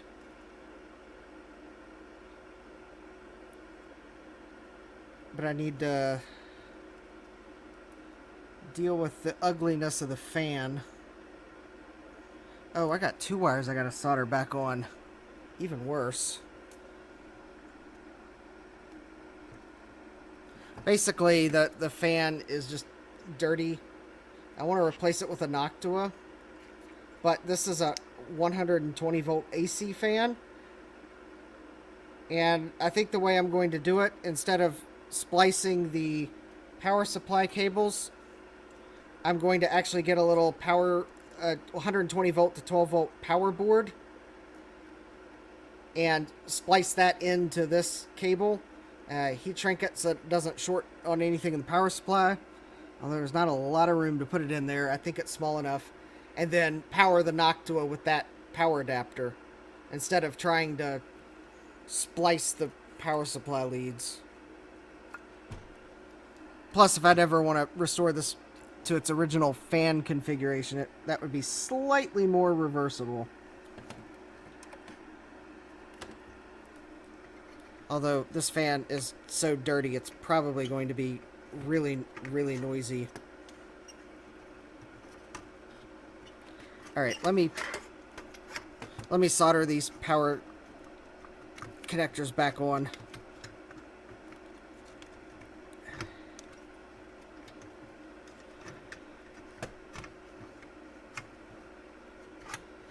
Oh, actually, I really need to clean the...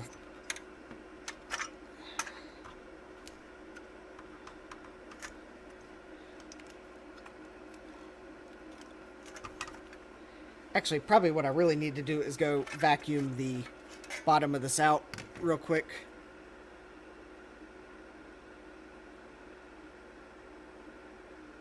Because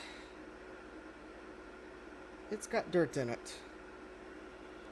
And it feels silly to...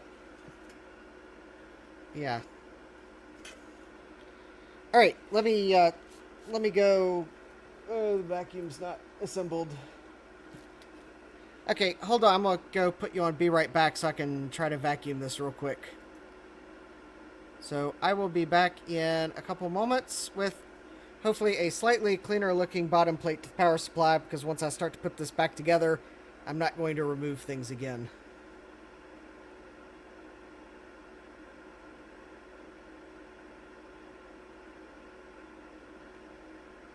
So, alright.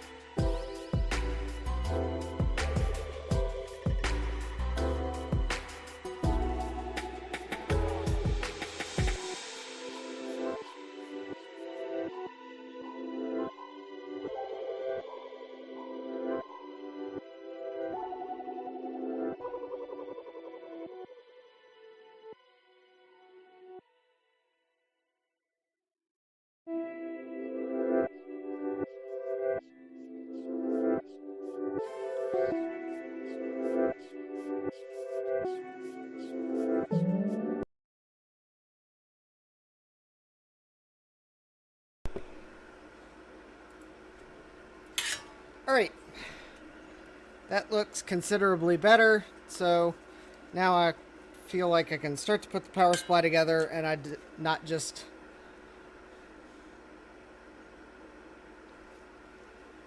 making things grosser. Alright, I do need to... If I replace the Noctua fan, I can do that with these leads soldered. Alright, so I need to set this off to the side. Alright, so power supply board. So I've got this wire goes here. And I'm simply doing this by recollection. So hopefully I'm not wrong. Well, that wire... Oh. Has solder on it, so it's not going to fit down in the via very well. Alright. But yeah, the vacuum was going to completely overwhelm everything on the stream because it's a commercial tier shop vac. And I pulled the silencer off so I could use the air coming out the back of it to blow some of the dirt out, and also vacuumed. So I just decided that music was much more chill than the vacuum. And yeah, I may actually take a look at that idea. Use the circuit board and figure out where the pins should go.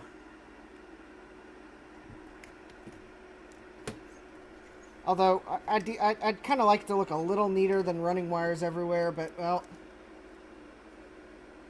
Maybe I can use the current board and make one to fit the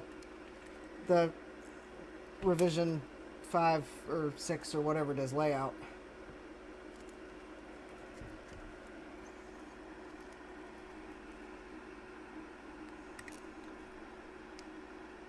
Because if I want to put that in my revision,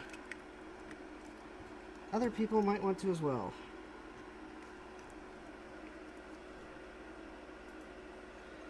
So, alright, so let me see if I can get these wires to solder with a minimum of fuss.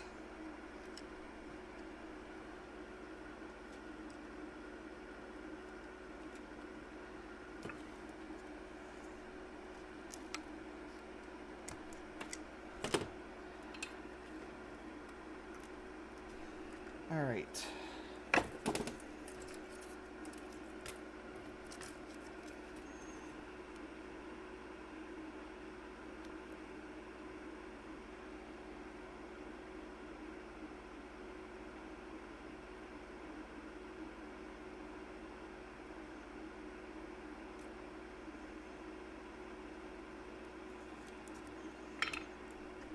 Alright, so hopefully that...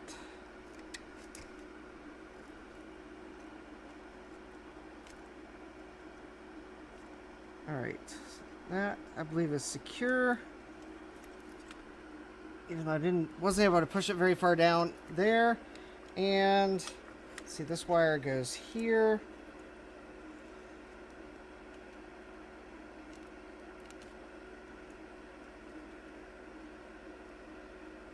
And I remember this just because of where the switch is in the power supply. Oh, alright.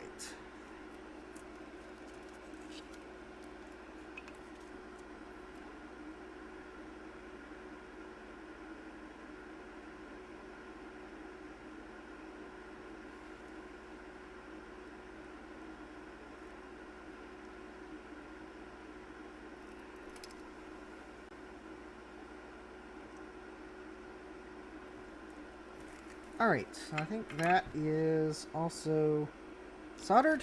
Alright. So now I will have to find what I did with the screws that actually hold all of this in. What I will do is carefully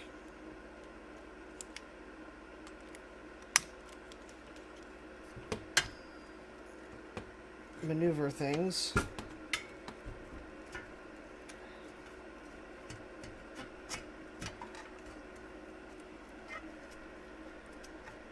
fact, I will probably turn this on and plug it into a power cord that is controlled by a smart outlet so that I can actually use that to turn this on and off and not the switch on it, because I don't have it attached to the frame.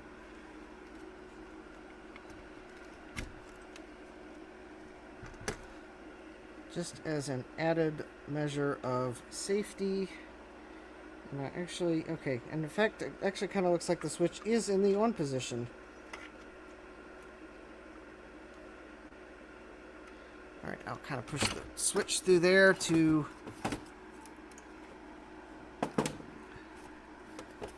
keep it out of the way. Alright, just trying to maneuver things on the desk so I can have the maximum amount of Amiga with the minimum amount of other clutter. Actually, I just realized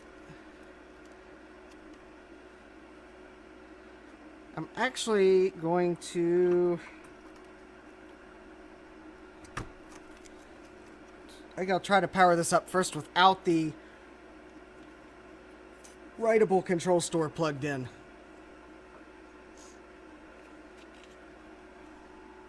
Which probably means it will...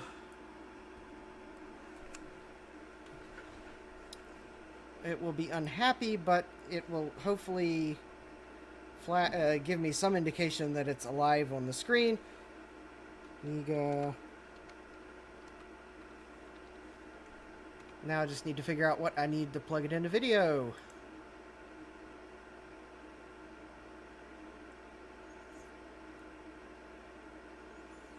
Built-in composite video. Alright. Yes, alright, that would be the yellow, or at least in the picture I'm looking at online, the yellow jack. And kind of, well, I guess maybe they did that in later revisions. Because all three jacks are the same color on this one. But I now know which one is the composite video. And we shall see how good the Atlona scaler is. If I can find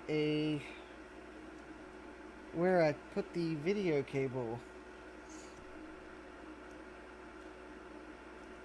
Because it's either that or I go run upstairs and get the RGB to HDMI I have for this and pull the Denise chip.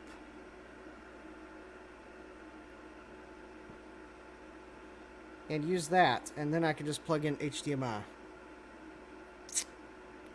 Let's see here. Give me one moment while I go try to find a cable.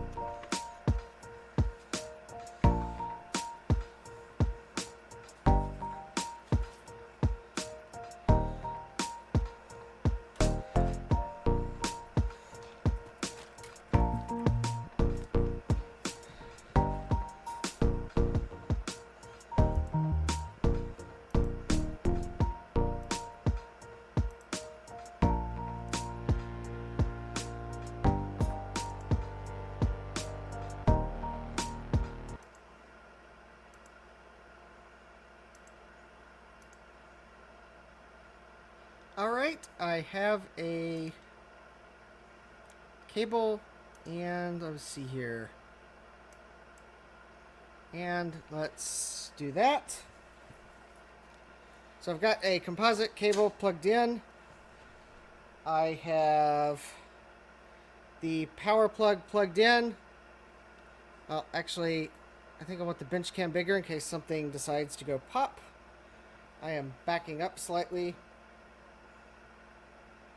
And I have smart switch plugged in. And 3, 2, 1.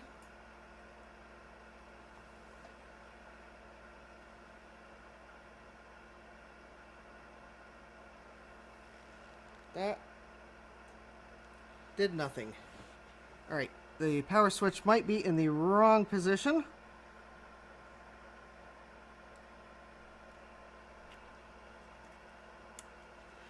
Alright, 3, 2, 1.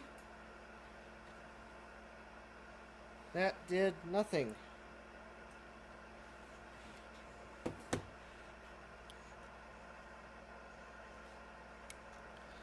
Alright.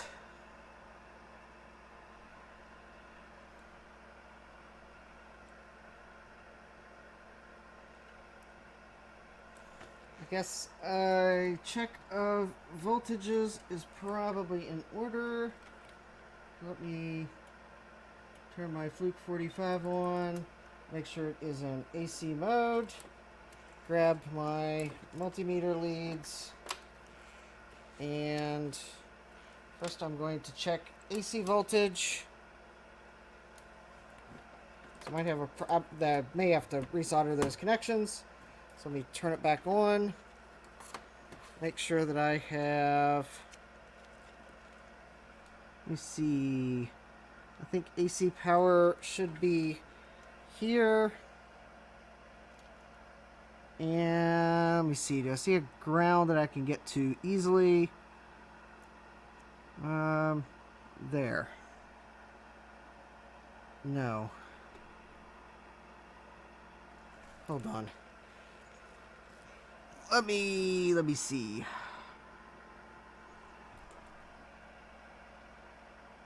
Actually, that should be ground.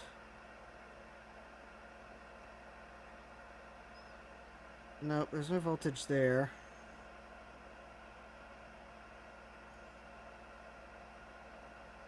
Okay, yes, I have AC voltage there. And I think the switch is on. I do not have AC voltage there. So let me follow the wires. Oh, okay.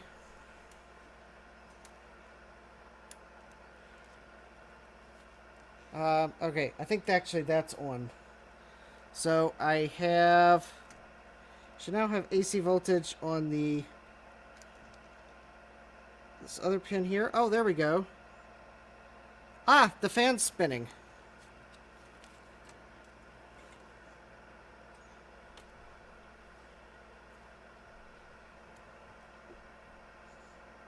And the fan stopped spinning. Like there's something wrong with the power supply. No, actually my smart switch just turned off on its own.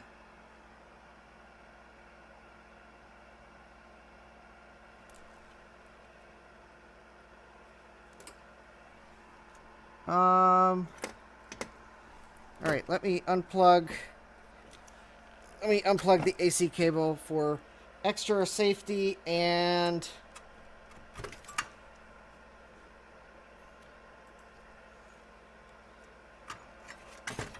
yeah, I saw it blink something, but then it's like, I don't know if I hit something on the screen by accident that made it turn off, or if the smart switch detected something it didn't like. The fuse is not blown.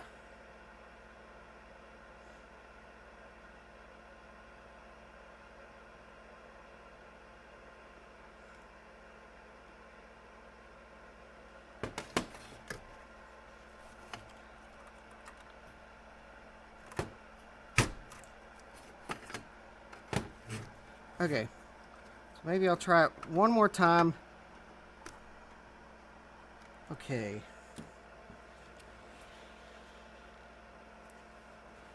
Oh, I may have... Wait a minute.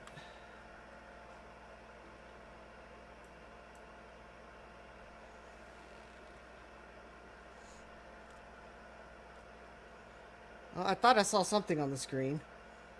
Alright, let me turn it off. I may need to put the writable controls... Okay, turn it on. Oh, that was the scaler.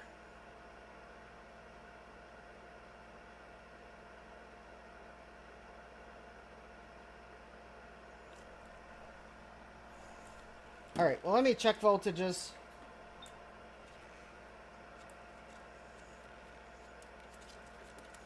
Here real quick.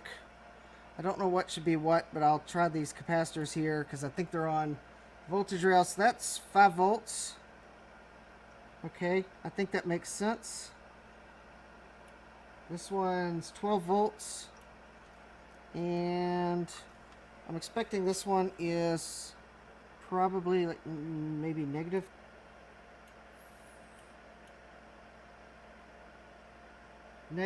Oh.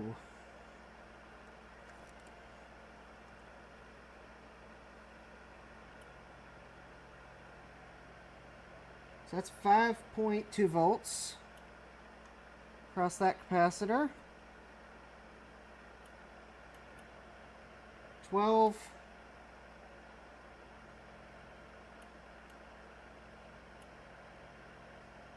And 5. I bet the scaler doesn't like the resolution this is outputting. That might be the problem. I bet I need to go get a retro tank. Because I think the voltages appear to be fine. Actually, I can double check here at this Berg connector for the floppy power. So there's 11. And there's 5.2. That's pretty solid. Okay.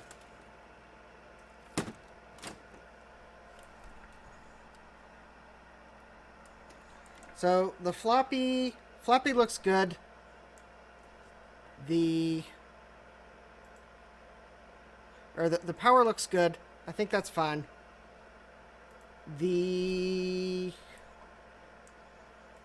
video is quite possibly, I don't know what the default resolution of the Amiga is. It's either unsupported by the scaler or this is a really bad video cable.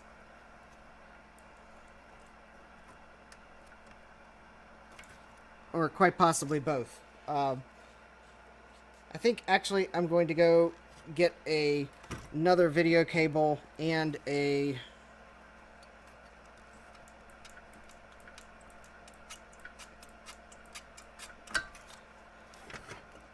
Actually, since I checked voltages, maybe I'll just go get my RGB to HDMI and figure out which chip is the Denise chip. Because that'll solve it for good. I know the scaler will work totally fine with the signal from HDMI. Because I actually don't need to use the scaler. I can just plug the RGB to HDMI almost directly in. So, let me see. That's probably a good next step.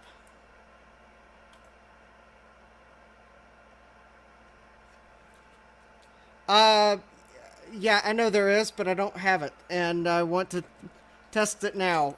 I did buy one of these. But I don't think these are compatible with the Amiga 1000. Because I don't think the Amiga 1000 does VGA. So... yeah. Things you buy and then find things online.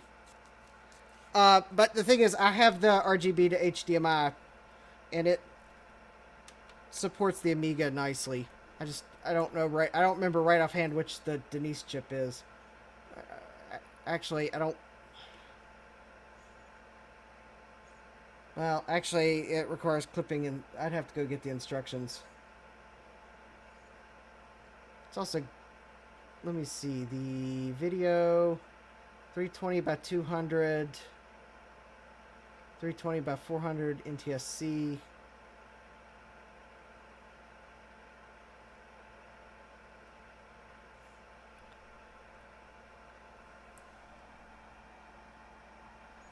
Is there any other... That's audio. Alright. I guess the... Actually, I don't know where my RetroTink is, and it can be finicky. I think I need to get a... Actually, is my RetroTink down here?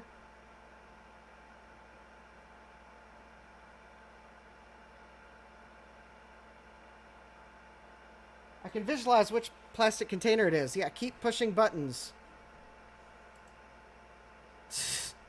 Hi, Steve. My Amiga board might actually be doing more than my 2CI board. Although, whack it with a hammer.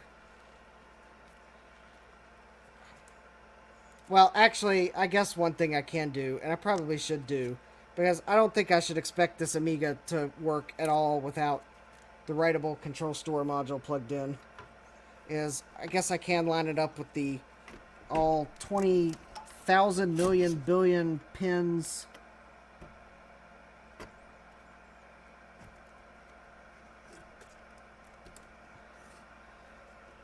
to only probably really need to remove it again for ultrasonic cleaning.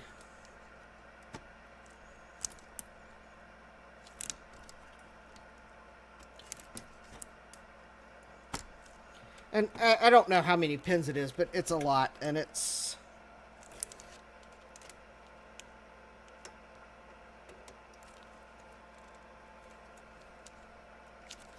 is kind of finicky to line up.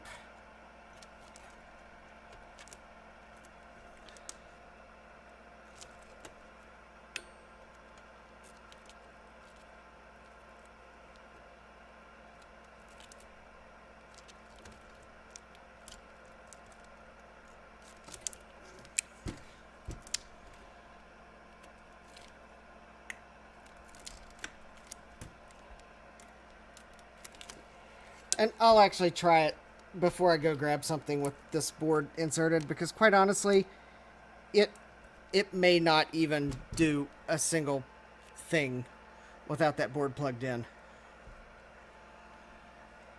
Steve, that is quite okay. I understand you are in interview mode this week. That is your focus. We all wish you the best of luck with all of the interviews. I don't know if it's one company or multiple companies, but if it's multiple companies, we all hope they all send you an offer. So that you have to choose. Heck, we gotta make this a little difficult this week. But we all definitely wish you the best of luck with your interviews this week. And if anyone else is in the chat, you can send Steve your well wishes. And we know you'll be back to non-lurk mode when you are able to.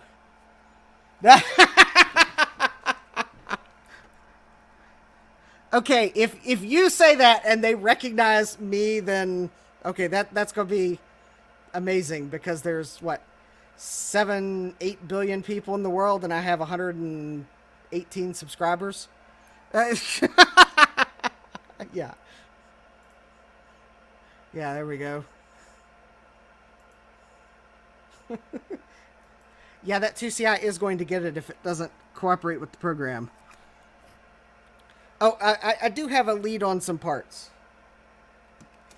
Now, whether I'm able to, for at least one of them, whether I'm able to actually provide the desired trade item is another question.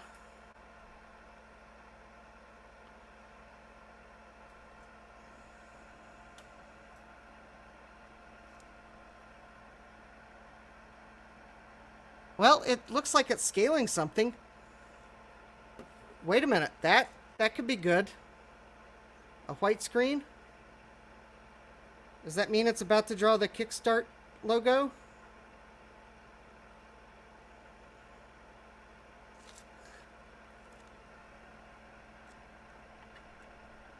Oh, no. Well, this is actually good. It's official. The Amiga 1000 is getting further in its boot process than my 2CI.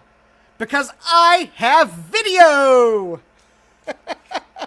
Unfortunately, given the fact I have a white screen, I think that means it's stopped at some point in the boot process, and I need to figure out what it's complaining about. It could be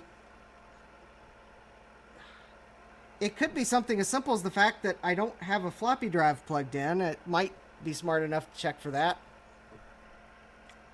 Yeah, that is a good idea, VHS. Check the ICs.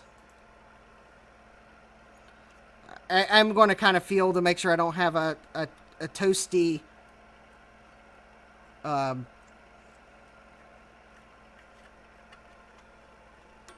chip somewhere.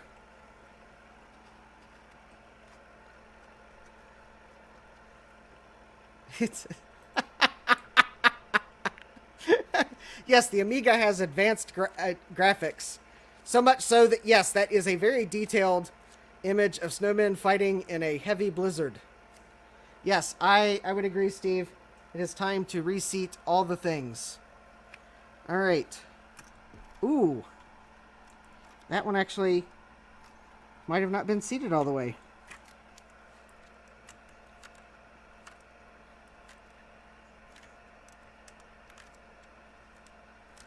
All right, that felt pretty good. I think that's all the socketed chips.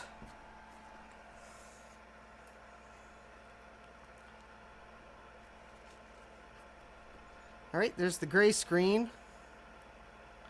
Yep, that will be the next step.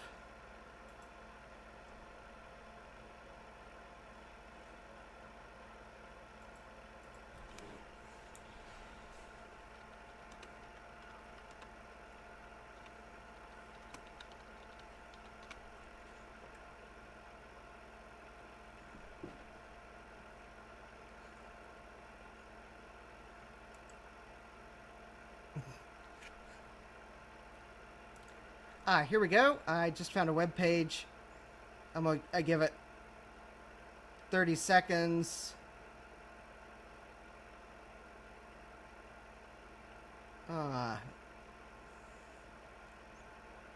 Blank screen white could be... Oh, that's wrong Amiga models.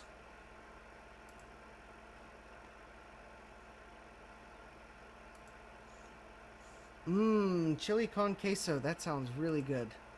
It's a bit late now for it, but who knows? Maybe I might have to get some over lunch tomorrow if I can get this thing to run.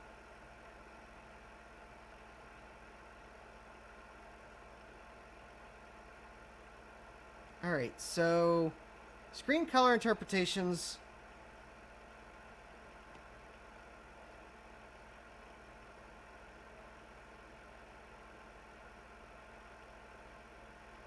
Light gray. I don't know if that's light gray. It looks white to me.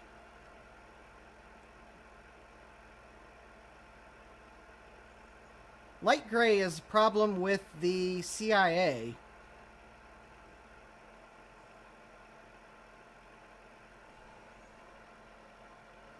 Which I believe the CIA is one of these two chips here.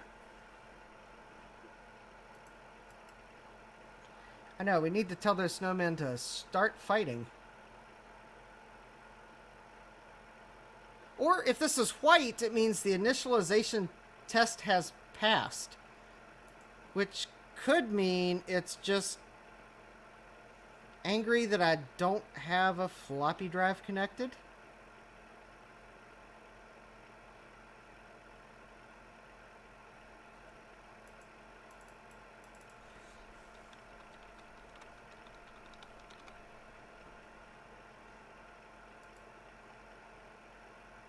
Light gray, yeah.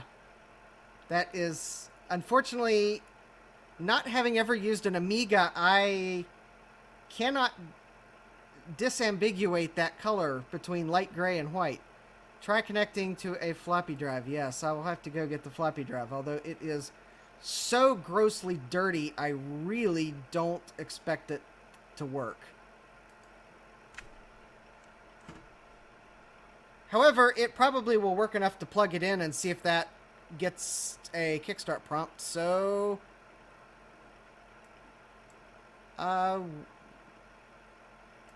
uno momento. Let me go grab a floppy drive, or grab it. Oh. That is a good idea, Jay, and not easily.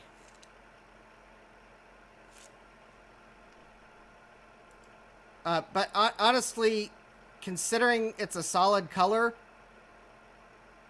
and the fact is,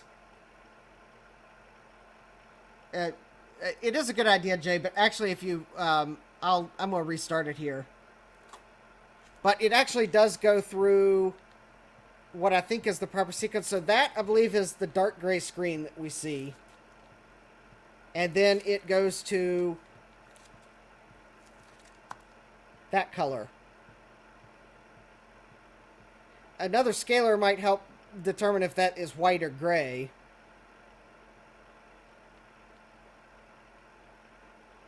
Easily does not a 6-hour stream make. I am not streaming for 6 hours 2 nights in a row. At least it's... All right, that is very true, VHS. At least it is not green, because that would be a RAM issue. And that would definitely be a stopper for tonight. I guess I could... Because if that's light gray, that's going to be these two chips here. I can... well... if I can get the chip puller... I will attempt to extract these two chips and put deoxit in the sockets and put them back. Adrian Black does that all the time, and it fixes things, so... Wow. Actually...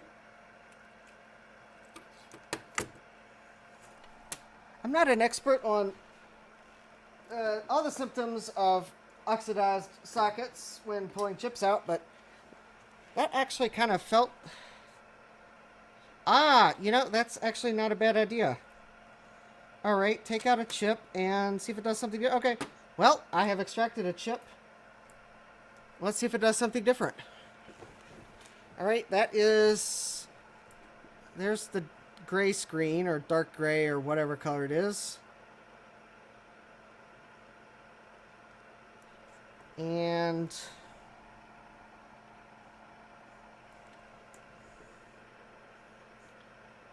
according to the page I was looking at, well, that actually... Or maybe I have the wrong... Maybe that's not the CIA. That's not the page I'm looking for.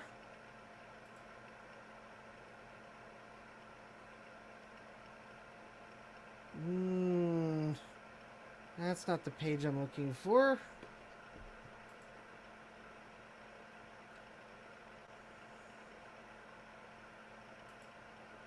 Maybe this will work. All right. Dark gray, the initial hardware tested okay. Light gray, the RAM seems okay.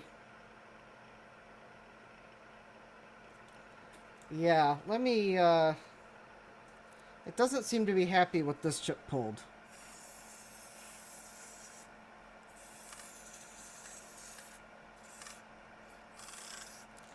So let me put deoxit and put the chip back in the socket.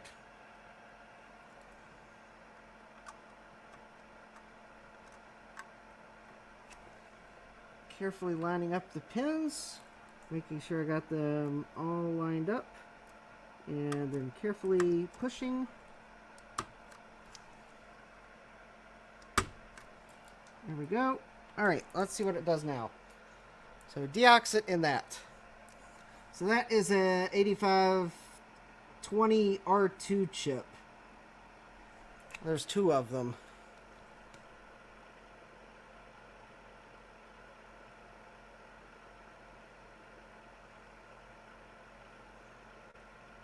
Okay. We'll wait a moment to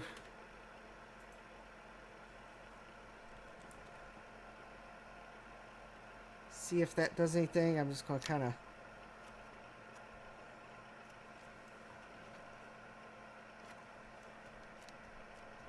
Okay, that's just... It feels a little warm, but probably not too warm.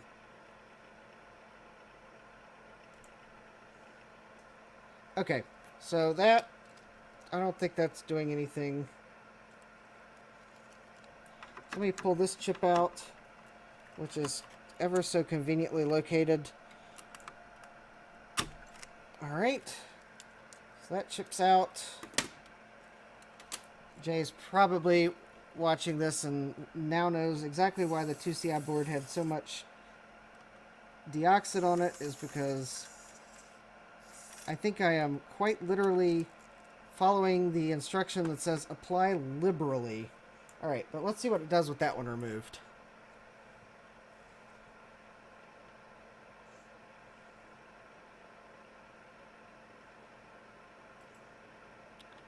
Jay hasn't fixed the board yet. Oh, there we go. That's,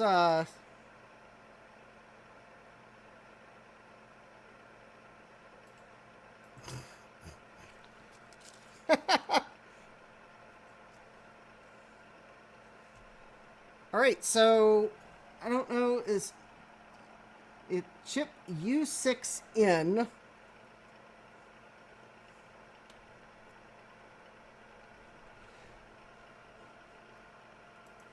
I don't know what that is. MOS 8520 R2. Oops. R2. Oh, wait. That's actually no space there. R2. Okay, so that is... Okay, this is... Oh, both of those are the CIA chip.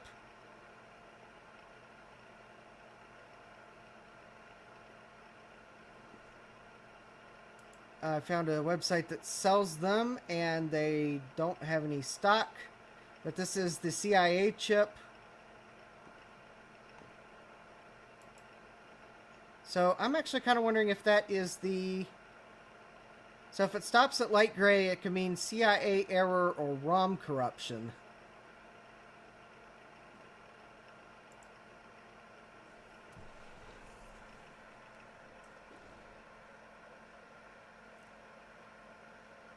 So interesting, there's two CIA chips. So U6N, with it removed, the system does the same thing. U6P, it seemed to stop at the dark gray screen.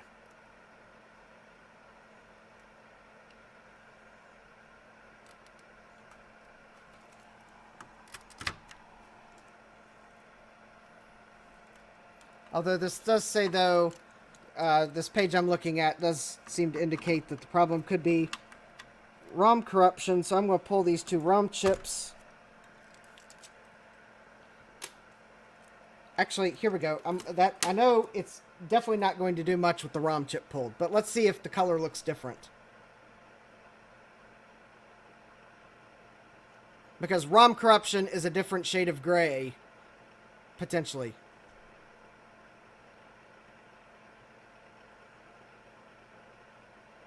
Okay.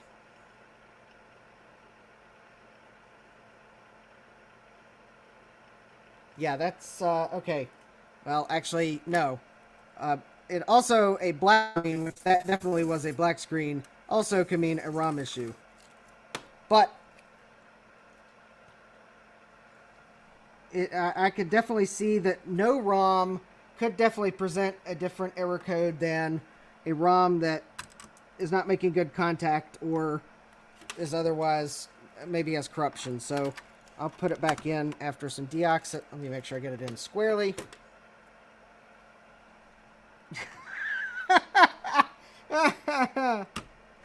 Um,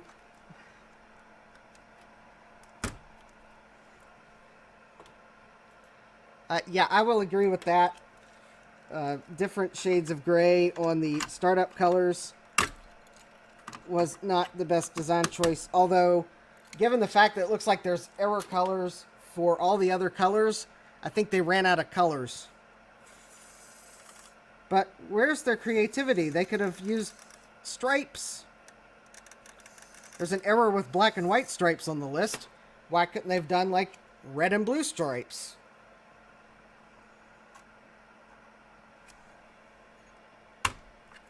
Or green and purple stripes.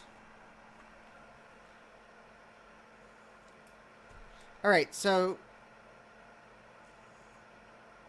Alright, so these are the boot ROMs. I just deoxidated them and... Or, yeah, they could have flashed the screen like the C64. That even would have helped.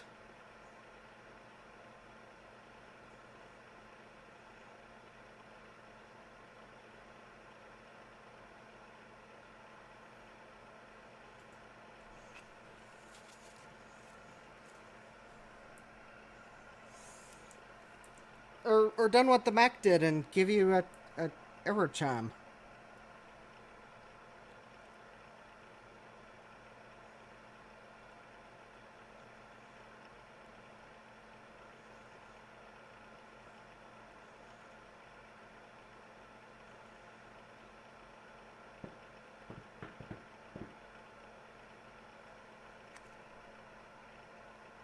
Alright, so... Okay, that's not working.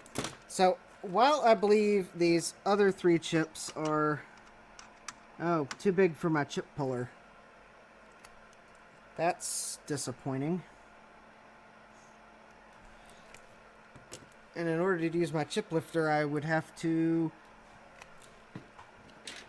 remove the card. Let me see, is this other chip lifter maybe... Oh, here we go. Let me see if I can gently...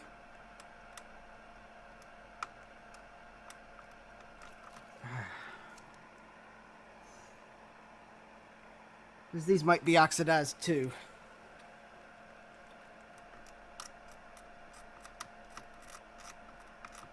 Actually,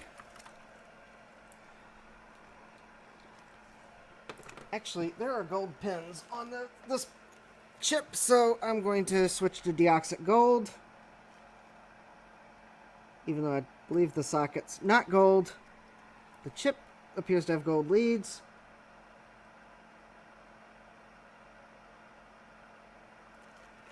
And since I'll have to drive to Fairfax to get deoxit the quickest, and my other can here. Oh, no.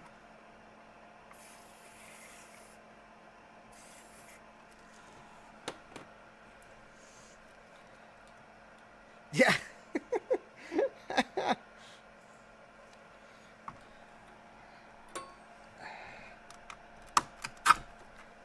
Yes, it would have cost pennies to implement, but there's probably a very simple explanation in that the C64 team was probably still focused on things for the the 8-bit line.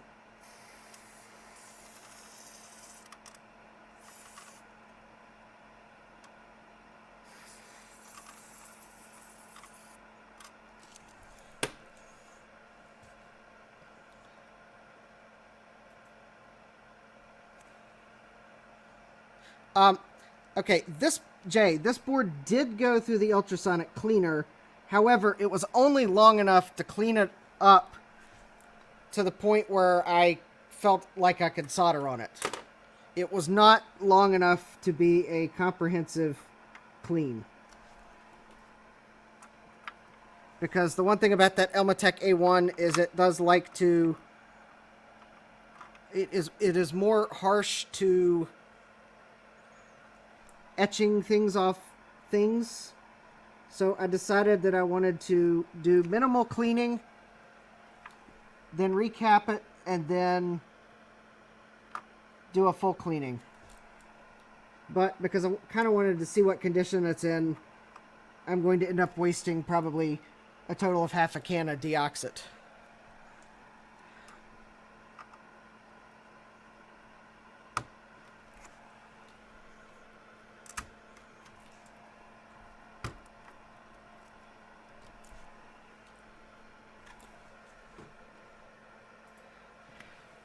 Oh yeah, I am fully aware that someone had to test this because I am a test engineer, and I probably would have failed the similar looking colors and been overruled probably.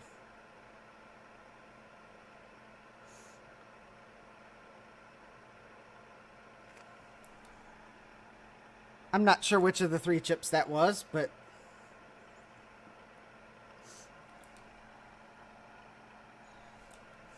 it is also possible that maybe what I should do is put this through the full ultrasonic cleaning cycle and retry. Well, I could also put this shield back on the board, although it's probably not causing any of the problems, but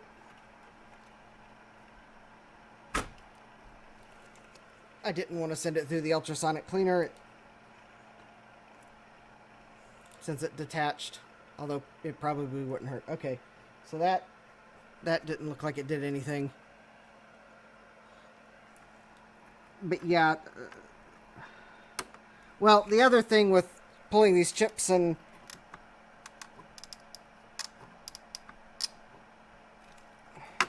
the deoxit is supposed to help with insertion too, so it, according to Adrian Black, it makes the chips easier to insert.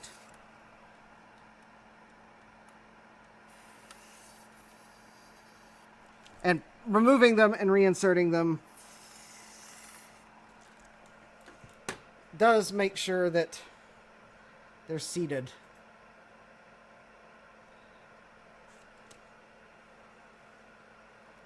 Oh.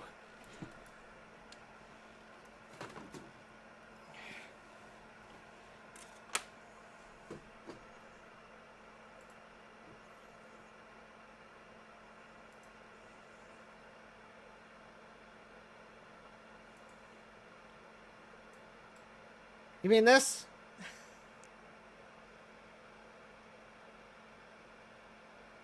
Oh, that's contact cleaner.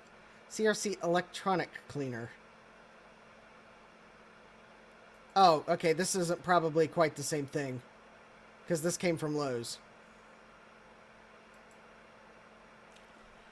Okay, I can take a look for that next time I'm by an auto parts store.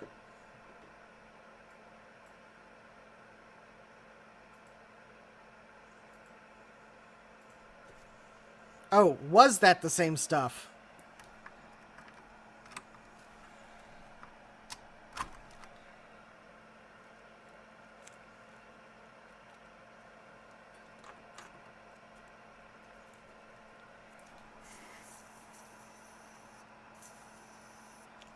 What? Oh, red label can. Okay.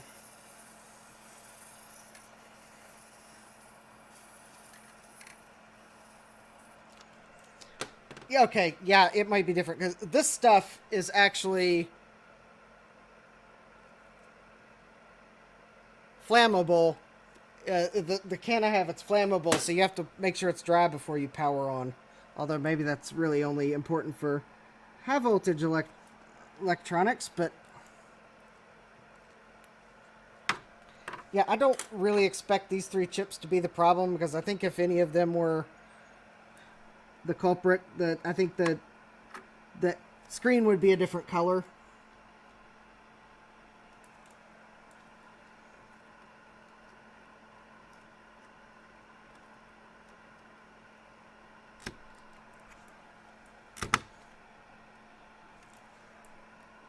But I'm just taking this opportunity to make sure they're seated by removing them. Oh, well, I will double check. They're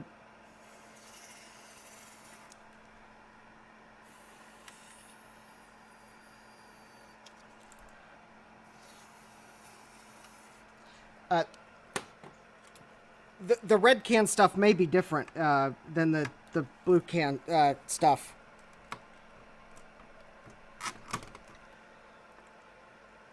The red can stuff might even permit you to it might not be as flammable.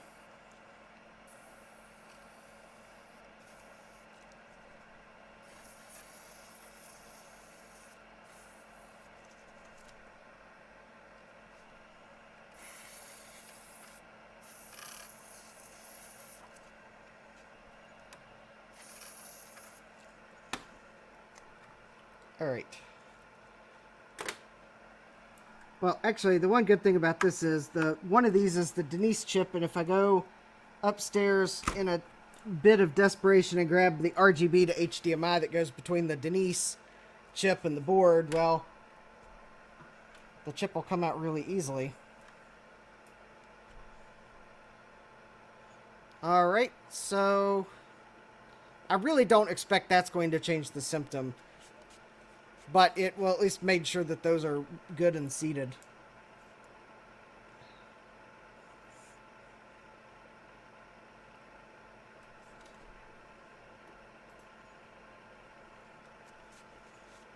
All right, if this doesn't work,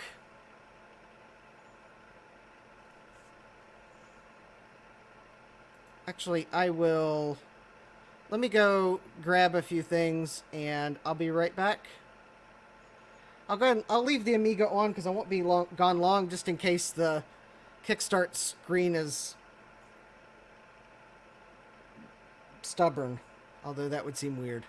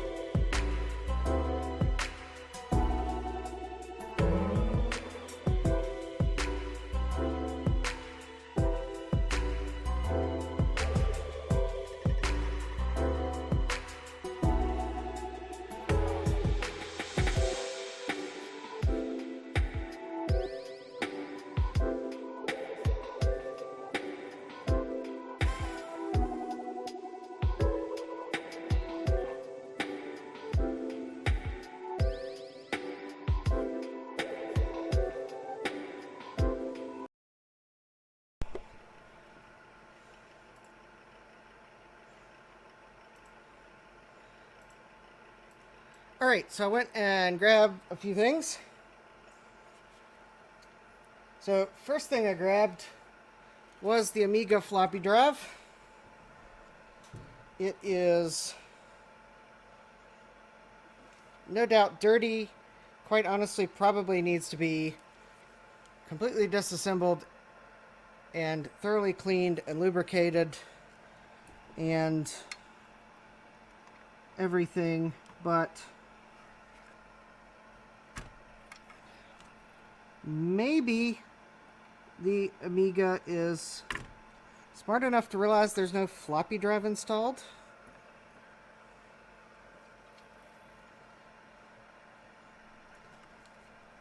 Let's see, I need something non-conductive to set it on. Non-conductive. Oh, no, actually, I'm not going to say that the Noctua box is non-conductive. It might be conductive. Oh, well, I'll just hold it in midair. See what the Amiga does. It'll be all the better for feeling if the drive even moves.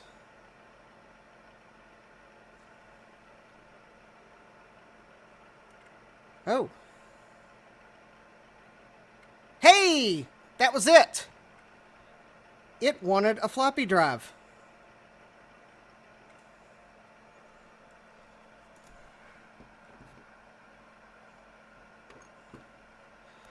And by delaying getting the floppy drive, I gained a few extra minutes of stream time. Hey, that's a great idea. Okay.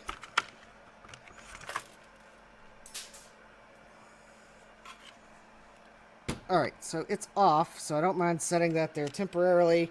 I brought a floppy drive cleaner down. Because actually, it was spinning and everything, so it probably does still need to be cleaned and lubricated and all the good fun stuff floppy drives need when after being sitting in an attic for 20 to 30 years, because I see bugs in it, but I'll at least see if I can't get it to do a head cleaning. So just, if anyone was wondering, there's the light. It did an access. So I'm going to insert a cleaning disc.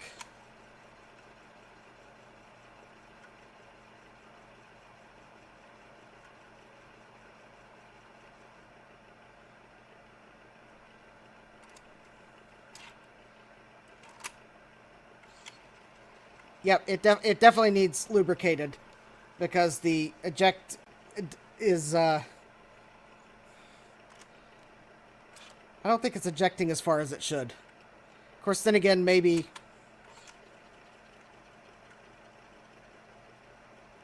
all right, I'm doing a couple of cycles of cleaning. So yeah, it's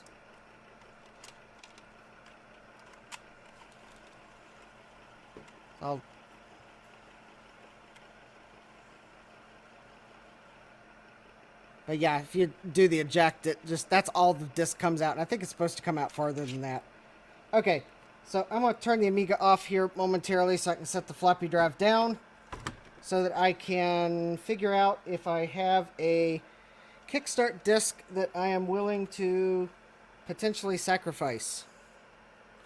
Yes, I have white lithium lubricant somewhere. I don't know where it is. I'm not going to disassemble a floppy drive tonight because, quite honestly, I'd probably like to see if I can't find an iFixit guide or some other Amiga guide out there. I'm sure there is one out there. Alright, let me see. Kickstart floppy disk that I'm willing to potentially lose to a misaligned drive.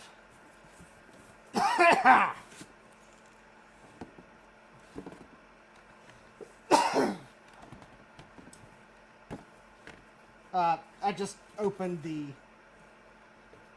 Oh, here we go. This one's probably sacrificable.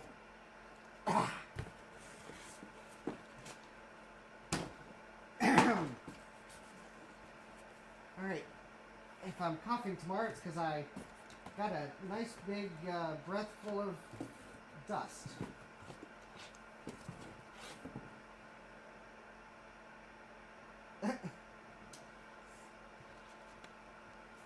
Alright.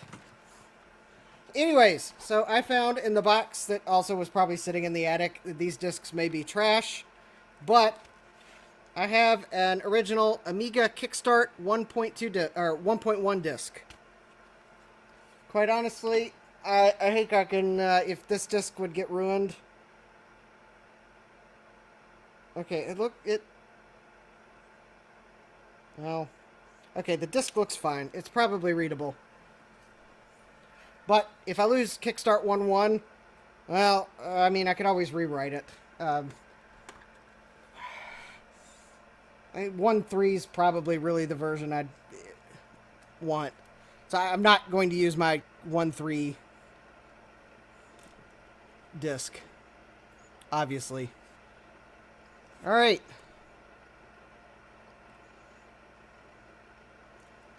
So we got the kickstart prompt.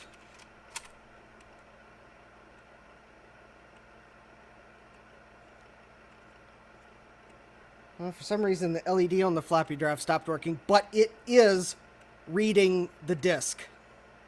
It's loading kickstart.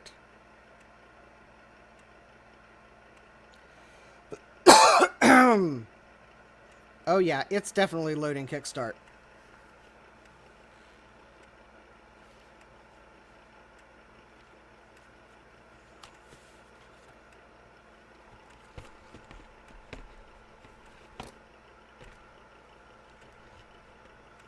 The other important thing about picking this version of Kickstart is because the Workbench disk is also in the binder. Oh, there we go.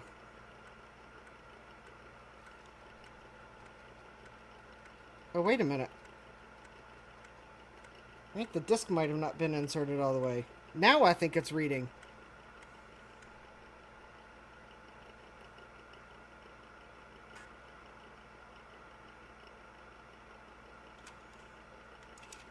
There we go.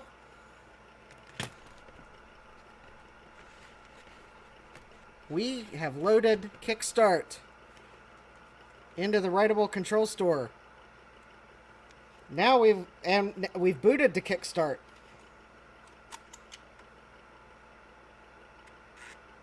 Oh, the disk wasn't okay.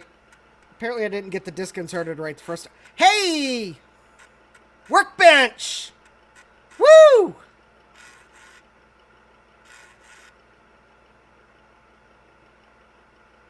Okay, I'll take that.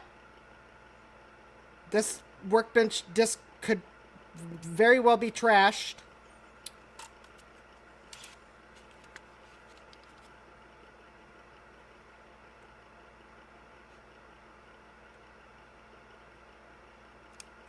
It was sitting in the attic along with the Amiga, and I don't have the mouse attached, so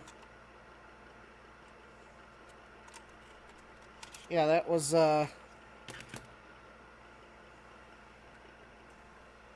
right, we'll try that again.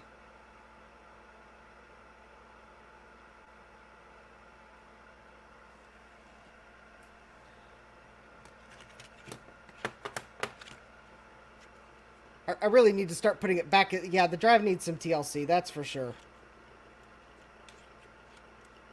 I mean, I am quite possibly ruining these discs, but I'm not. Kickstart 1.1, Workbench 1.1.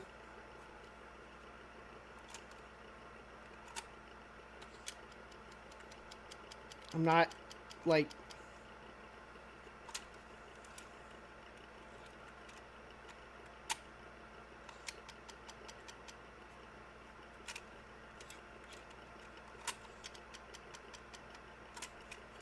Yeah.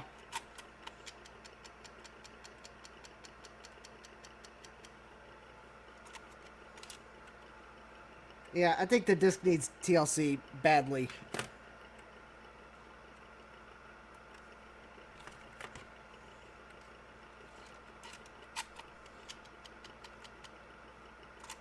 Hi, Adam. You got here just to... Well... Okay. Well, I think I can say the Amiga 1000 appears to be working correctly. The floppy drive... Well, I mean, I can quite clearly see that the... I mean, I'll even try to show you. I mean, the floppy drive I knew needed cleaned. I know it needs lubricated. I thought I'd try it anyways. And quite honestly... Yeah, I'm going to call it here. This is a great success. Because I need the Workbench to clean the floppy drive. So, I'll have to take everything off the Workbench. But this is great. I did not expect Adam, this Amiga works better than my 2CI. So, Jay tried his best, but ultimately the 2CI I sent him still doesn't work.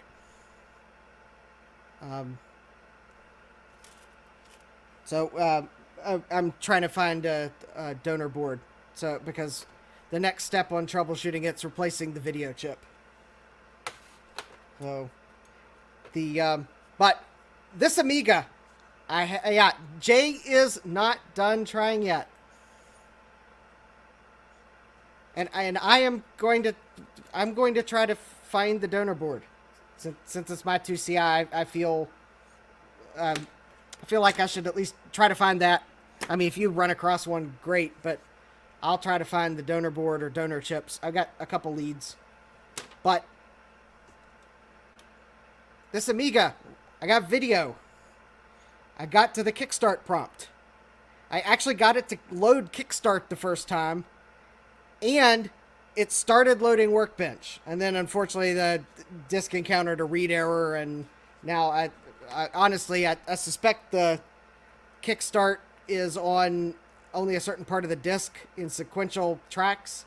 I suspect there's some crud on the... I suspect the drive ran into some crud and is now, well, not moving correctly because it won't boot Kickstart a second time. But anyways, that's great. That means if I got to that point, I'm pretty sure that means the logic board has been successfully recapped. I do know it needs cleaned. I will put it in the ultrasonic cleaner. And then I'll have to try to figure out how to start putting it back together, because I did a very poor job of disassembling it, and I have screws everywhere on my workbench. Although there is one other thing I would like to try real quick. It might be tempting fate here. But I do have, and I just realized this, I do have the expansion memory card here. So this expands the chip RAM. So Amigas have chip RAM and fast RAM. And I believe the Amiga 1000... Wow, this is... Oh. There we go. The Amiga 1000 shipped with the... it shipped with 256K of chip RAM, and for some reason I want to say 512K of system RAM. And this, and the difference between the two for those Mac users out there, chip RAM is the chip that the chipset, so the Denise, the Paula, and the Angus can access along with the processor, whereas the fast RAM is dedicated to the processor. So the chip RAM would be used for video and sound and other things, but the processor gets its fast RAM. So this board I just plugged in is the chip RAM expansion.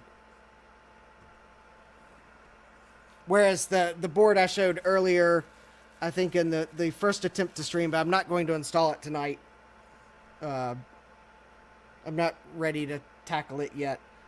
It expands the fast RAM. But anyways, I do want to see if... I do want to see what we get if I try... I'm probably going to have to plug the floppy drive back in. I do want to see if I get the white screen again. And if I do, I'll plug the floppy drive in to see if I get a Kickstart prompt. Okay. So it looks like the...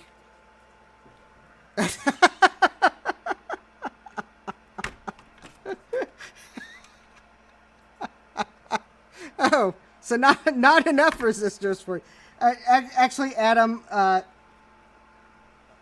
not only are there a lot of resistors, but there actually are axial tantalums or axial ceramic capacitors as well on this board. That's why it looks like there's so many resistors. There's actually...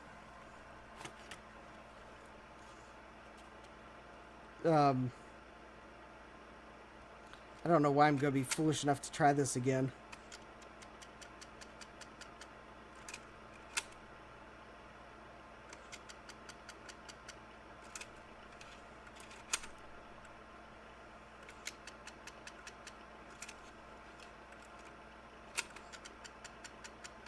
Yeah, okay.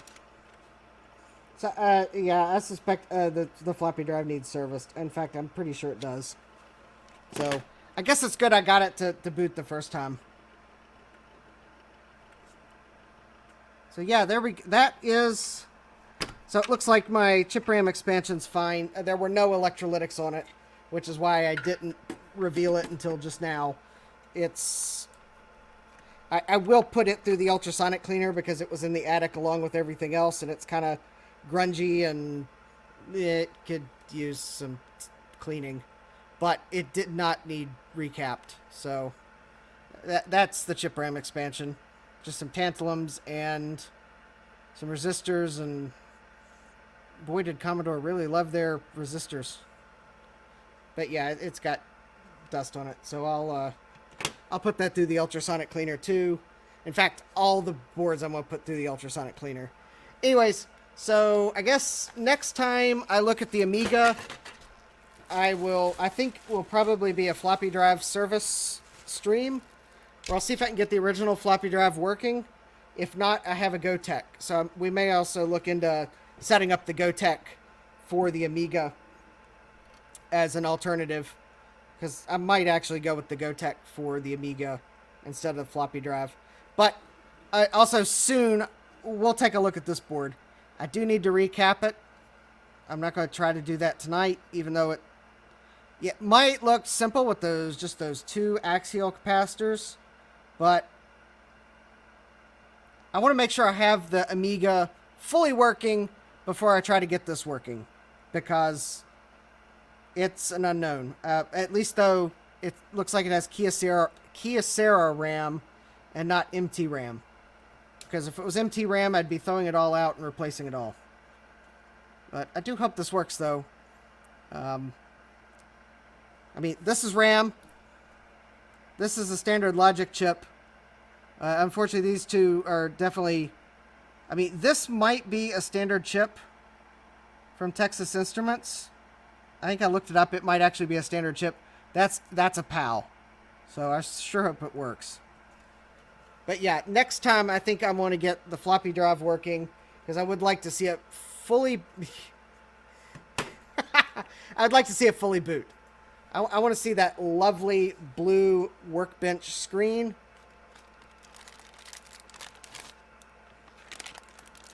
And I'm sure Jay will want to see it too, because I can't run the Mac emulator on the Amiga if I don't get all the way to the blue workbench screen. And I know Jay wants to see this turn into a Mac. Actually, I guess I would kind of like to try it, because that would have been a cheap way back in the day to be able to run Mac and Amiga. And I guess depending on which Amiga you had, you have a DOS board in it. Now you get Amiga and Mac and DOS. You have them all.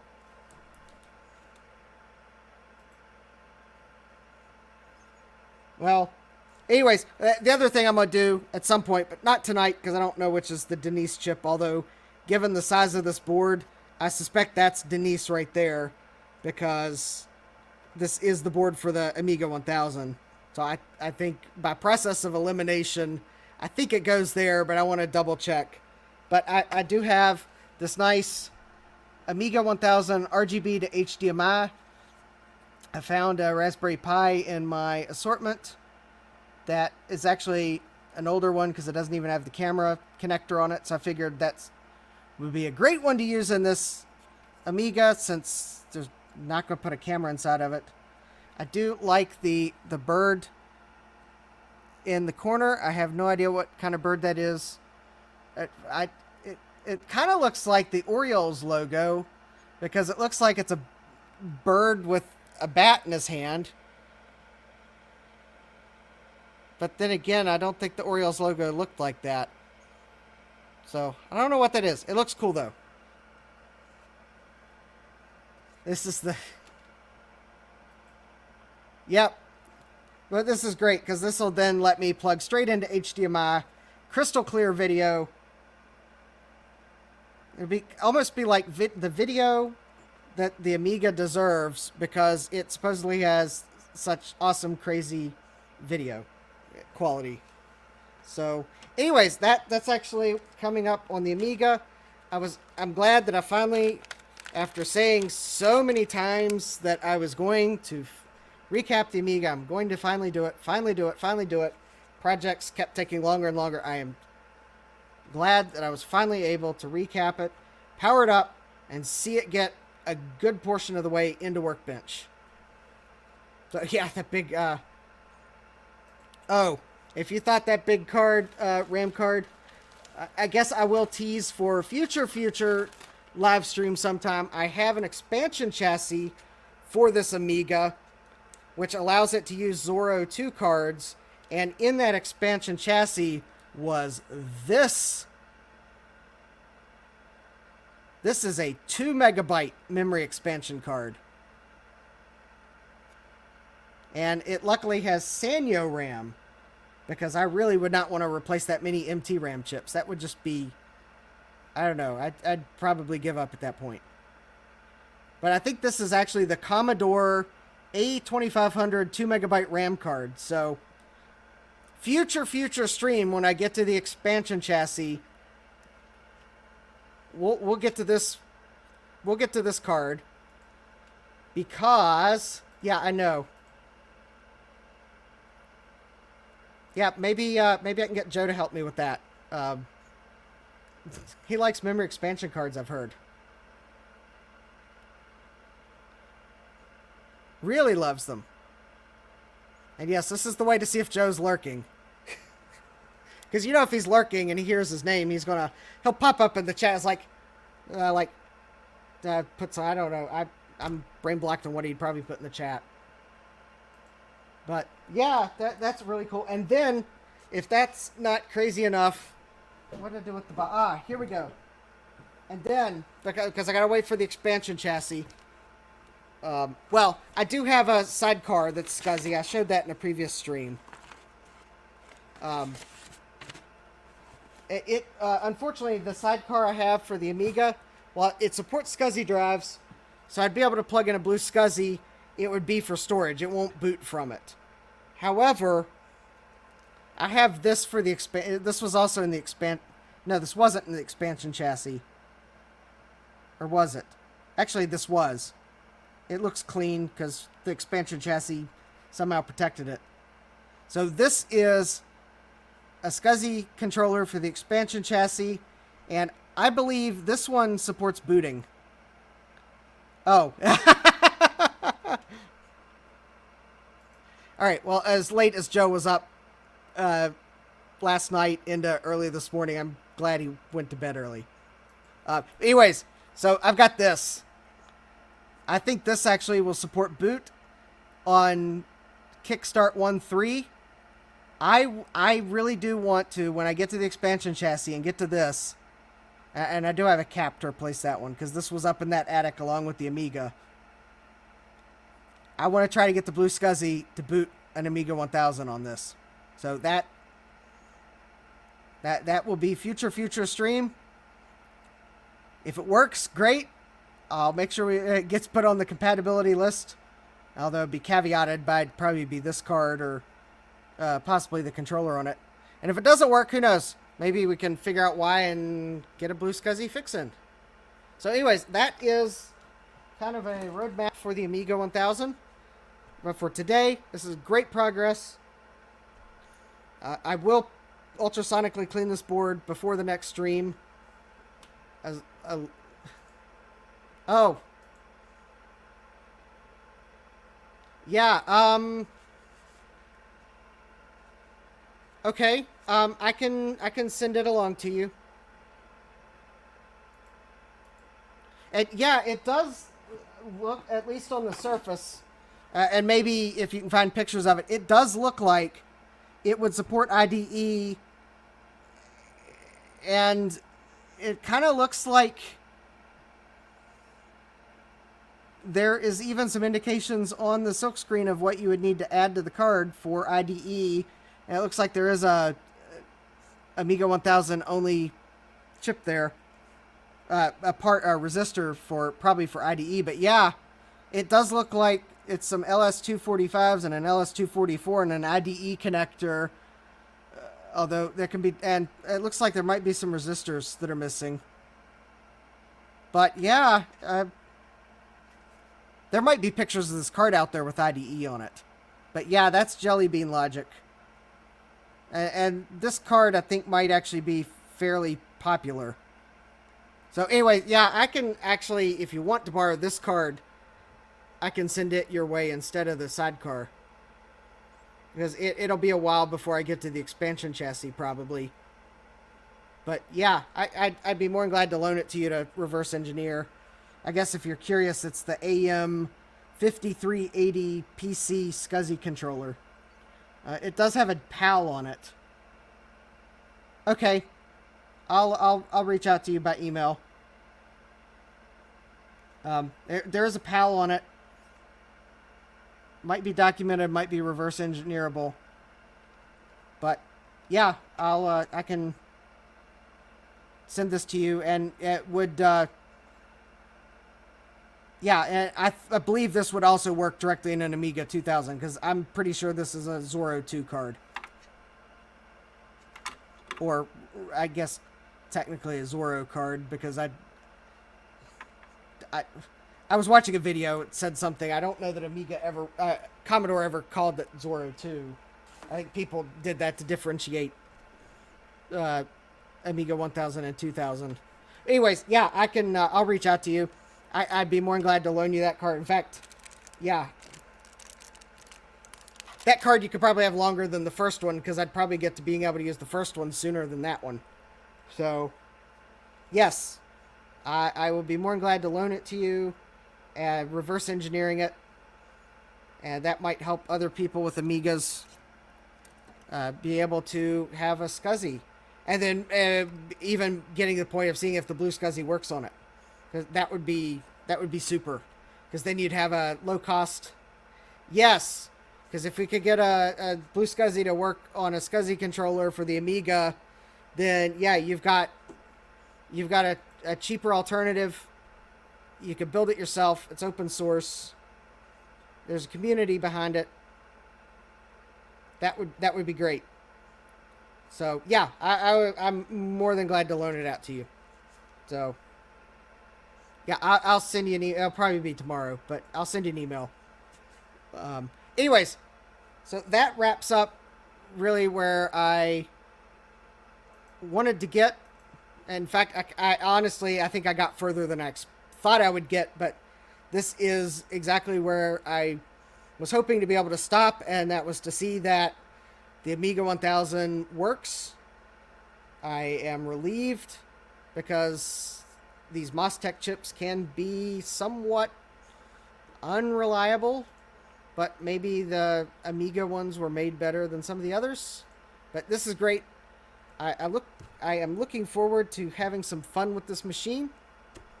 So I guess if you're watching this later, if you have any suggestions for programs that I really should try on the Amiga 1000, if there's like some game that is a must-play or a productivity app that was hands down better on the Amiga than PC or Mac,